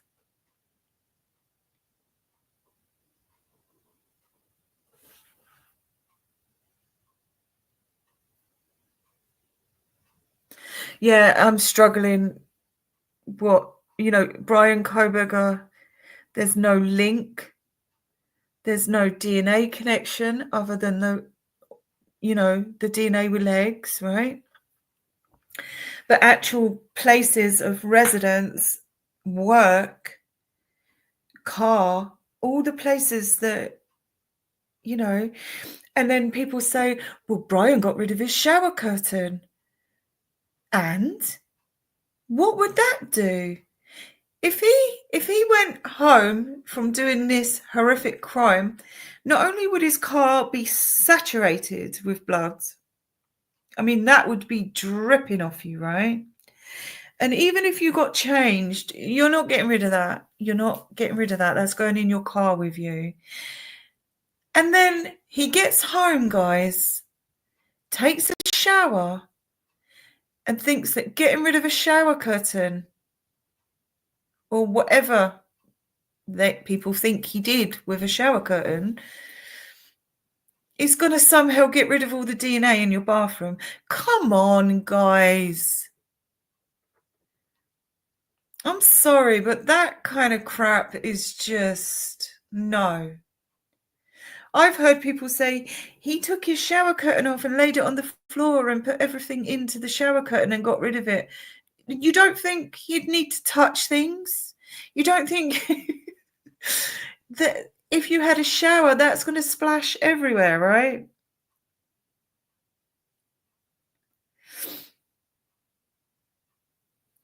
There would have been DNA all over his apartment. Like, you wouldn't just be finding, you know, a bit of dust in his vacuum cleaner, right? Nancy, thinking he went and hoovered the crime scene and then left the hoover in his bloody cupboard. It's stuff like that, guys. It's so... I mean, it's just horrendously bullshit.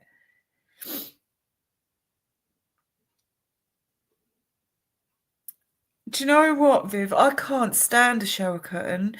I used to have a shower curtain, and I'm kind of a little bit quirky. You've probably all noticed. And I can't stand when the shower curtain grabs you. You're in the middle of having a shower, and suddenly this cold, wet, stuck to your body, and I can't stand it, guys. It's making me reach just thinking about it. I have like a glass thing, like, you know.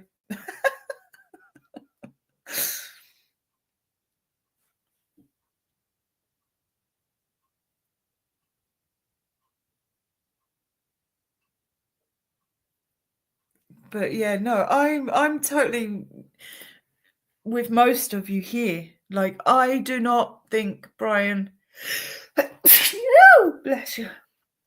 I do not think Brian did this. I've not seen anything to tell me Brian did this. I 100% know there would have been DNA somewhere related to Brian, but there wasn't. There was DNA in the house, blood DNA in the house that didn't belong to Brian. There was DNA under one of the victim's fingernails on her left hand, nothing to do with Brian. But as a normal thinking person, I also know that that was just one hand, the left hand of Maddie. That's all that's representing. So that doesn't mean, you know, if Brian Koberger was involved, his DNA could have been under somebody else's fingernails. But we would have known by now, guys. Some things you can just eliminate because it wouldn't make sense, right?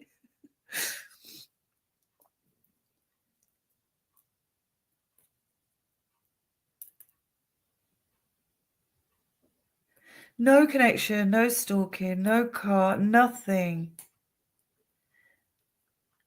That's why I think Brian Koberger's innocent, because there's nothing, right?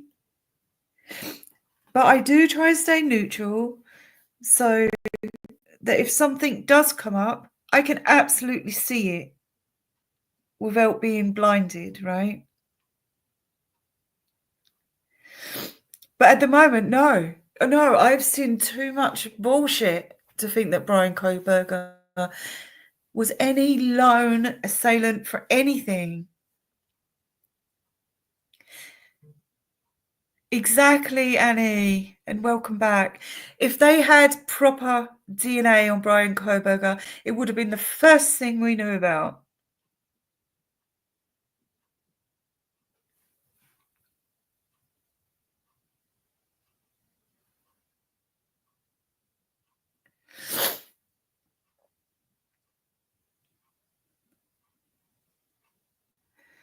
Yeah, and then you've got all this witness, all these kids and that were there, and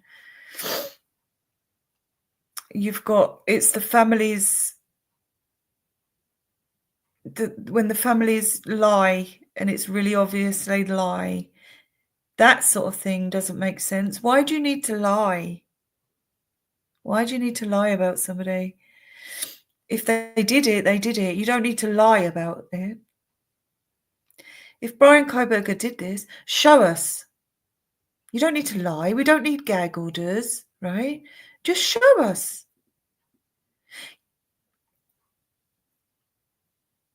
Oh, Tinsel, no, I keep missing. I'm so sorry, guys. I keep missing your comments and stuff. Yeah, just shout at me if I miss something that you really want me to say.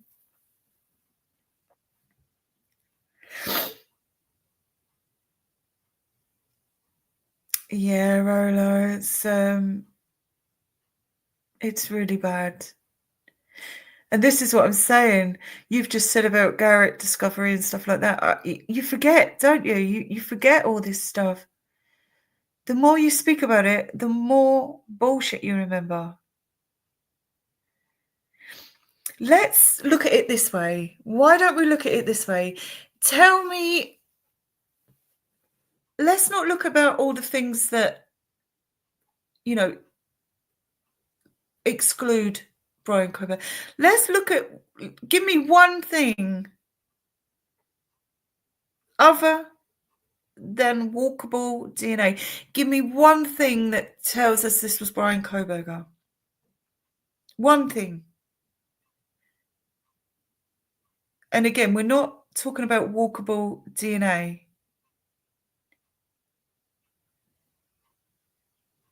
There's nothing, guys, other than removable, walkable, mobile DNA.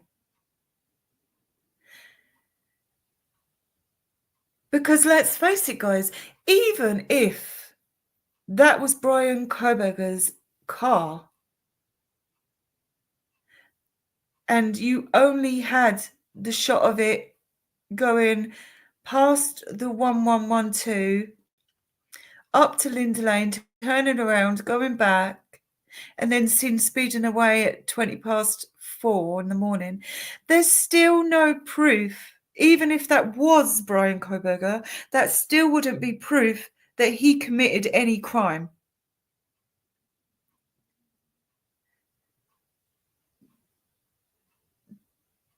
His car being in the area, because there was many cars in the area at that time, right? So even if that was Brian Koberger's car, which it isn't, because they've said it isn't, right? Even if it was his car, there's still no proof that he went into that house and did anything. So if the car's all you've got nothing. Transfer DNA is exactly what it says on the tin, right? It transfers to places.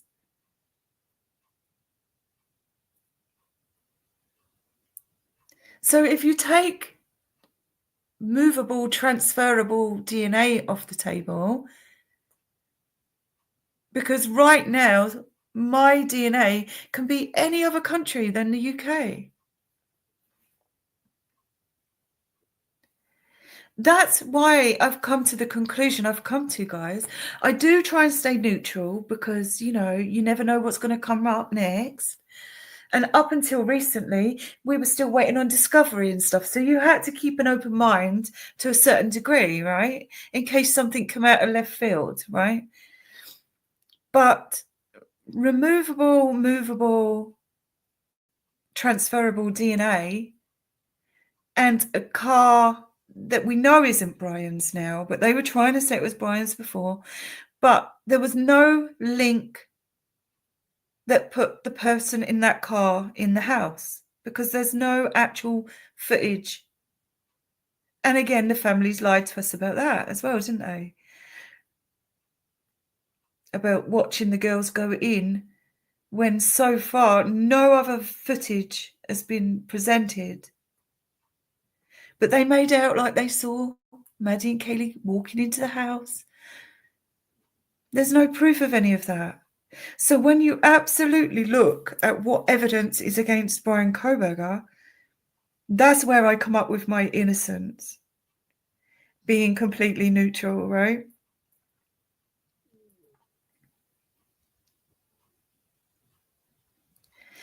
Oh, I'm so glad you're all here, guys.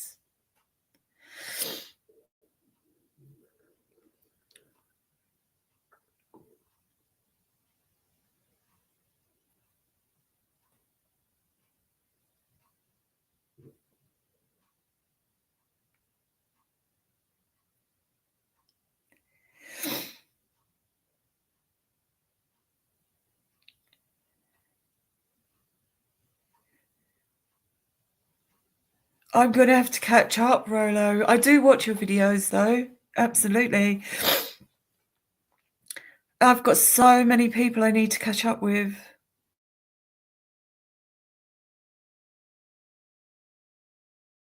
It's just been kind of mental this week, so I wasn't to do too much this week. My niece and her boyfriend came round a few days back and found out I was going to be on my own for my birthday. And they were like, we're coming round. And they were going to get me absolutely messed up, guys. And I was like, no, I'm going to have to cancel because there's no way I'm going to be able to do a live on Sunday. I've not had a drink in years, guys.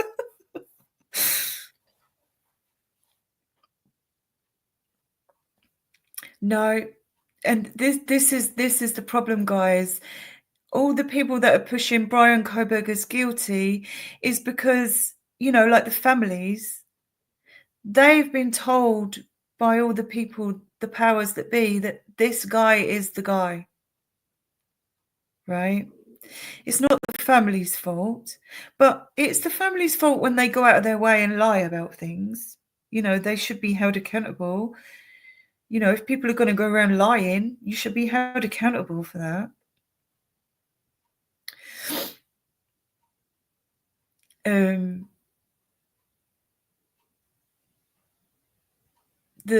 I just think the whole thing's been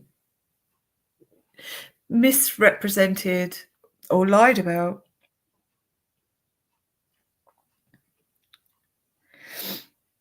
You can hear on Lindsay Lane, there's a part on Lindsay Lane where you can hear somebody, it sounds like there's like a tarp on the floor, and you can hear somebody scraping themselves off onto the tarp. And then you can hear somebody with like a hard broom, like an outside garden broom, scraping things up in the Lindsay Lane video. What time was that? I heard that. Maybe around 4, half 4, 5. Like this goes on. You can hear people cleaning up, guys. It's pretty bad. It's pretty bad. But you have to be open-minded to hear this stuff. If you start listening to this stuff in your brain, you'll know Rory Koberger did this in 7 minutes. You're not going to hear anything else because your brain doesn't want to believe anything else. To get to the bottom of this, you have to be completely open-minded. You have to be open, not now, but when we were still waiting for discovery and all that stuff. You had to be open-minded enough that, if something came in and it totally went against Brian Koberger, we would have to accept that, guys. Because being truly neutral, you have to accept that. The problem with this case is there's nothing to be neutral about. There's transferable DNA and a car similar to Brian's. That's it.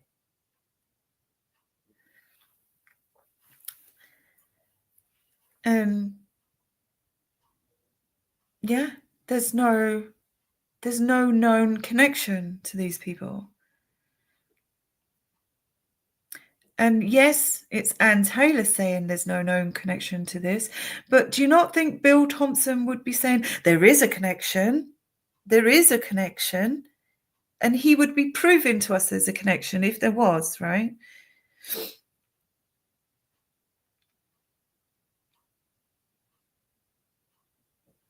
I just wish people just stayed more open-minded.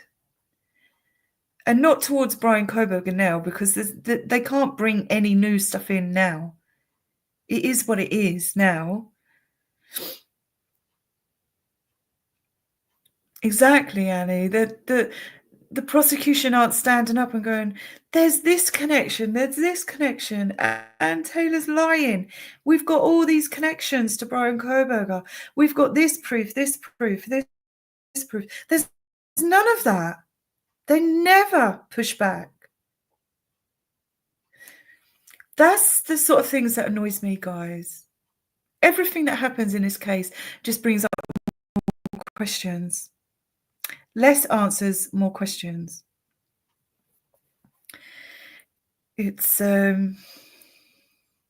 yeah, I think I'm starting to go back over some stuff like what I used to do before, and I love looking at all the media stuff because I mean it is funny. It's not funny to Brian, it's not funny against Brian, but these people are so ridiculous. You have to laugh at them, guys. I would never be disrespectful to Brian Koberger because he's done nothing wrong so far, has he? There's been nothing, and like I say, the deadline has been and gone for the state producing anything else. So we can confidently say this is it as in evidence against Brian Koberger.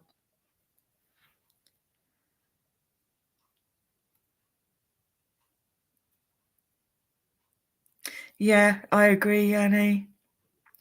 I think it took a lot for not only Anne Taylor to stand up and say Brian Koberger is innocent.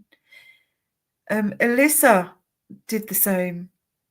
She was so strong in her approach to that. There was no mistaking how they feel about Brian Koberger. His team support him 100%. And for all this to be done the way it is, Brian Koberger must trust Anne Taylor, 100%. And even that kind of thing, people try and twist, don't they? Oh, if Brian sits in a different seat, or, when you've got Anne and Alyssa up and down to the stand, and Brian Koberger sits on the end, so obviously he's not in the way of them. And people make a thing of that. Oh, he's moved. He's not sitting next to Anne Taylor. Well, because Anne and Alyssa are up and down like yo-yos all day. Yeah, they can't be jumping over Brian Koberger every time they want to move. It's kind of, but they make things out of that, don't they? They make that into an absolute, Brian's falling out with Anne, or, it's heartbreaking. These people will even try and deny Brian Koberger a fair trial.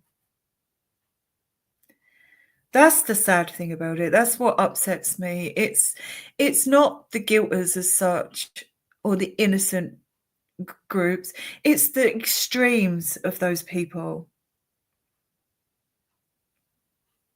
It's the extremes of everybody that makes it farcical, right? It's the extremes of everybody that makes anyone who believes Brian Koberger is innocent, because there's the absolute nutcases out there that need to just make shit up. It makes everybody who believes Brian Koberger is innocent, it makes us all look like idiots. And then you've got the same on the other side. There's the guilters who are just trying to follow along, what the state is saying. And then you've got the extremists that absolutely lie out their assholes about Brian Koberger, make stuff up just to be in that camp. It's ridiculous, guys. And those people are the ones that ruin it for everybody else.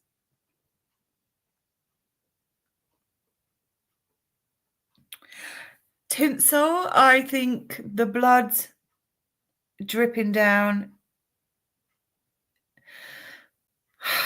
I have a couple of things.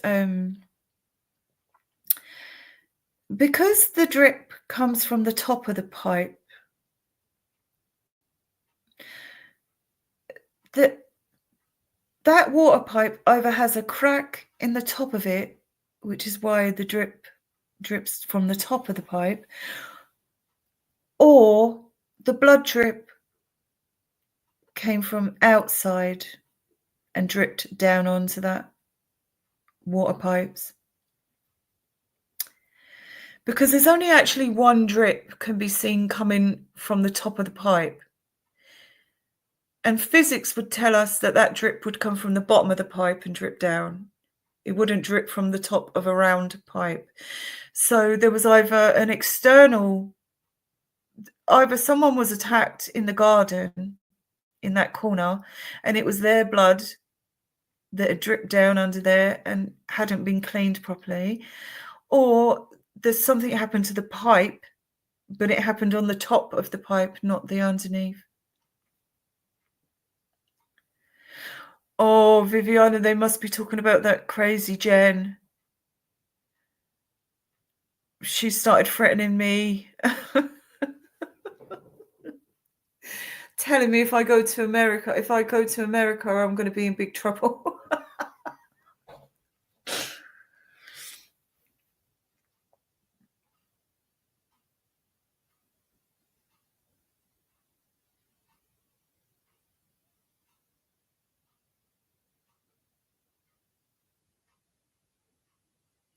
Yeah, it is. So, I mean, there's a few different reasons why it could be that way, but physics tells us that it could only either come from the top of the pipe, as in there was a hole or some sort of damage, or it was from an external outside in the garden. I mean, not come through the wall, but maybe someone was attacked in the garden and that was blood splatter, I guess.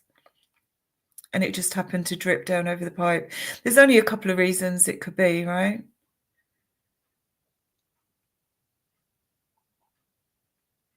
I was wondering when we needed to bring up Brian's eyebrows. Poor Brian. Oh my God. If he didn't have a conscience about his eyebrows before this case, he certainly is going to have some sort of eyebrow phobia from this, right?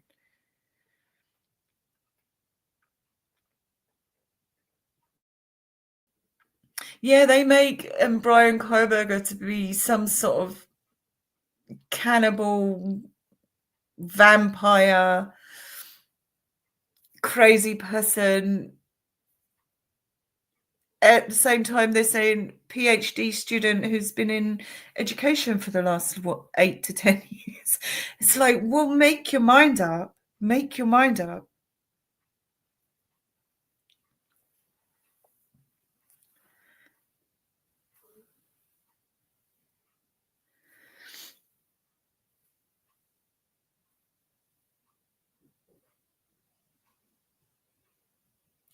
Yeah, it's so crazy, guys. Like, you can literally sit here, think about one subject matter, and you would have like 6 sheets of A4 just on that one subject matter. Everything we speak about in this case just leads to like triple the amount of questions to be asked. There's no answers. It's all questions. I think that's why, people take things the wrong way, because we're all frustrated as well. And this has been over 2 years now, guys. I mean, we're halfway through March. We're not halfway through March. What an exaggeration. We're a week into March. See, we're all guilty of exaggerating stuff, guys.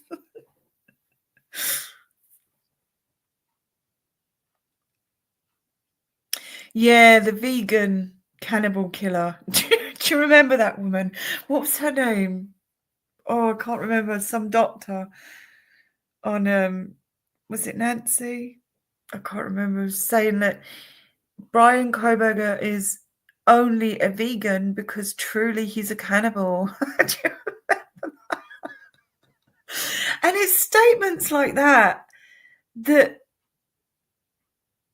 if a doctor can sit on YouTube, a very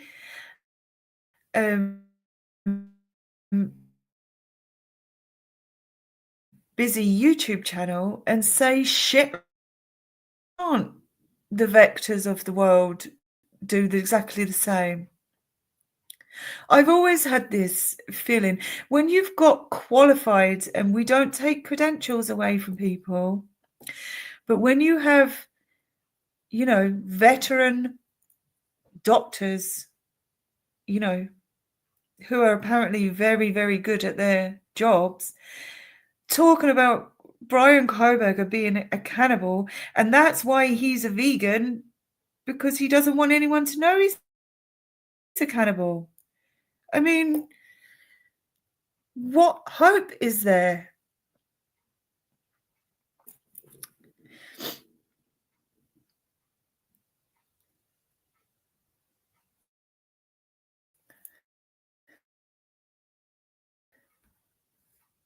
Oop. We know you love a good vampire, Annie.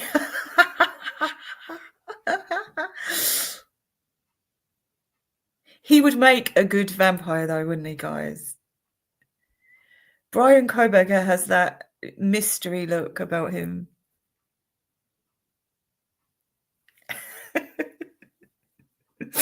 Annie.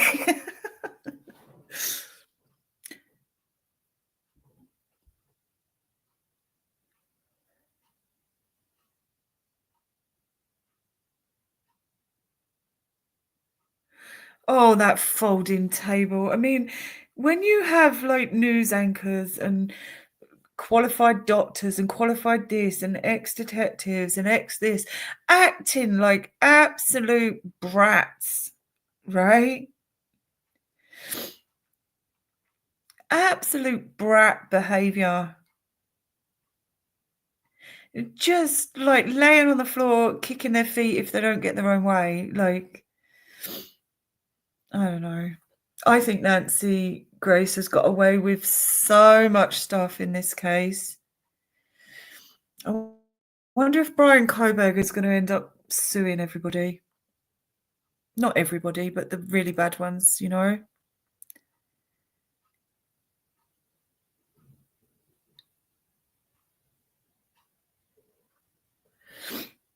Because it's those reports on those news stations and stuff that caused all this hysteria. I hope he does. Not necessarily for the money, but they need to pay, right?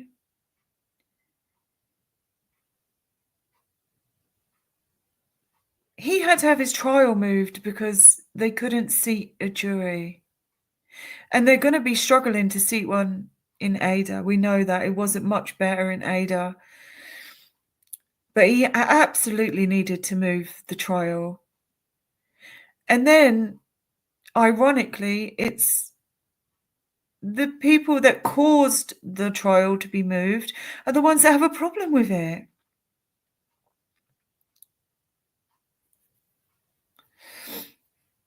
It's really bad, guys, isn't it?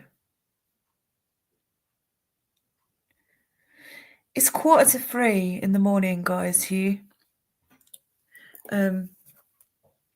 So I think I'm going to call this a night, but I'll do a post tomorrow, guys, and you can put your questions in.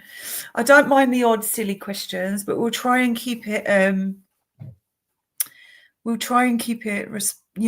reasonable, and we'll maybe plan a live Tuesday night, because there's not as much pressure to get. I don't have to go do the walk for the school run that morning, so yeah. Do you know what? This is the worst thing, guys. After all this is done, if Brian Koberger is found innocent, he has to start all this bullshit again, trying to get himself justice. Oh, I don't mind a bit of fruitful language, people. Oh, guys, I'm so glad you came, and I'm so sorry I didn't know what I was doing right at the start. But I'm glad you stuck around. You guys are amazing, and you're so caring towards this case as well. And like I said, I know there's the extremes on both sides, but most people are just, we just want the truth, right? and not for ourselves. I mean, it is so frustrating, but to see Brian Koberger wasting away is heartbreaking, guys. And the fact that he doesn't have a voice, and people get, why isn't he screaming from the rooftops? Because he can't. He can't say anything unless he's saying it through his team. How frustrating must that be? I mean, he's got a great team behind him, right? And he's very lucky for that. But even if you're doing all right, and that, this must be devastating, because he's thinking about his family as much as they're thinking about him. He's missing out on everything he had planned. He had big plans, Brian Koberger. He was on his way to his dream job, you know, everything that he'd worked for the last God knows how many years. His personal journey is important, right? And it's all been taken away through some transferred DNA and a car that was misidentified. So it's crazy, guys. Anyway, I could talk for hours. And you lot are digging me back in with all your questions. But guys, thank you so much. I think about doing a live on Tuesday, but this will definitely be an every Saturday thing. Saturday or Sunday thing, whichever day works out better. And yeah, feel free to come up and have a chat, guys, next time, and I'll learn how to do everything. And we'll have a chat next time, guys. I actually don't mind just having a chat with you all and looking at the questions. But yeah, if you fancy coming up and having a chat, I don't bite. Sometimes I bark, but not very often.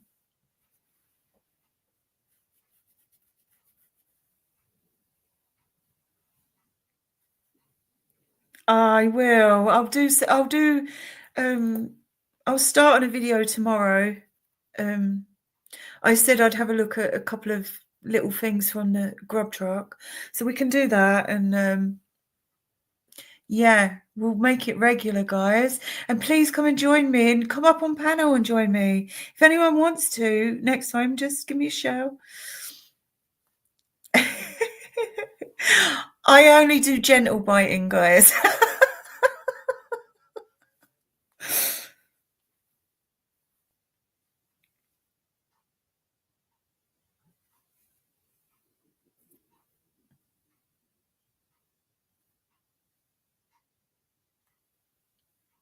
I'm not sure anyone can save me, Sam. It's been an interesting life.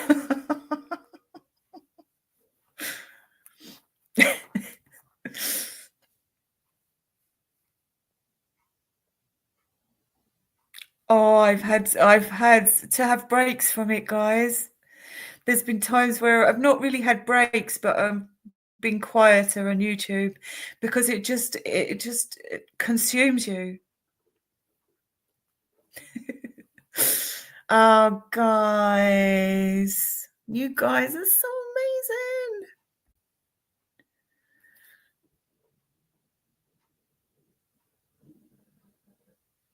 Oh, guys, honestly, please feel free to come and talk to me. We'll do it next week, maybe Tuesday, but definitely Saturday. And don't feel like shy or embarrassed or anything like that. Your opinions are valid because they're your own opinions, right? We don't like, the extremes, do we? We don't want the extremes, but you can disagree with each other without being rude and all that. Sarah, you're welcome. Honestly, Honestly, we'll get some proper time frames figured, you know. If I need to change it a little bit before the time, then that's fine. But yeah, we'll get some proper times and dates put out, and yeah, anyone's welcome to come and talk. I value and appreciate all of you. I honestly do, guys. You're all so amazing. You've been nothing but supportive. And I'm kind of glad I don't have those mad extreme people for the guilters and the innocent ones. But you guys are all amazing. So I'm going to shoot off before I speak for another half an hour. But thank you so much, guys. And thank you to people that were here earlier as well, and super chats and all your lovely comments, your funny comments. You can disagree without falling out, which I love. It shows that we're all grown-ups, right? And yeah, let's keep asking questions, guys. Take care, sleep well, sweet dreams, and thank you, guys. And yeah, come and talk to me next time. Cheers, guys, and let's all send healing vibes to Brian Koberger. And yeah, let's just send out good vibes for the universe. And take care, everybody. Annie, I love you. Take care of yourself. And to everybody else, you know. Love you guys. Bye.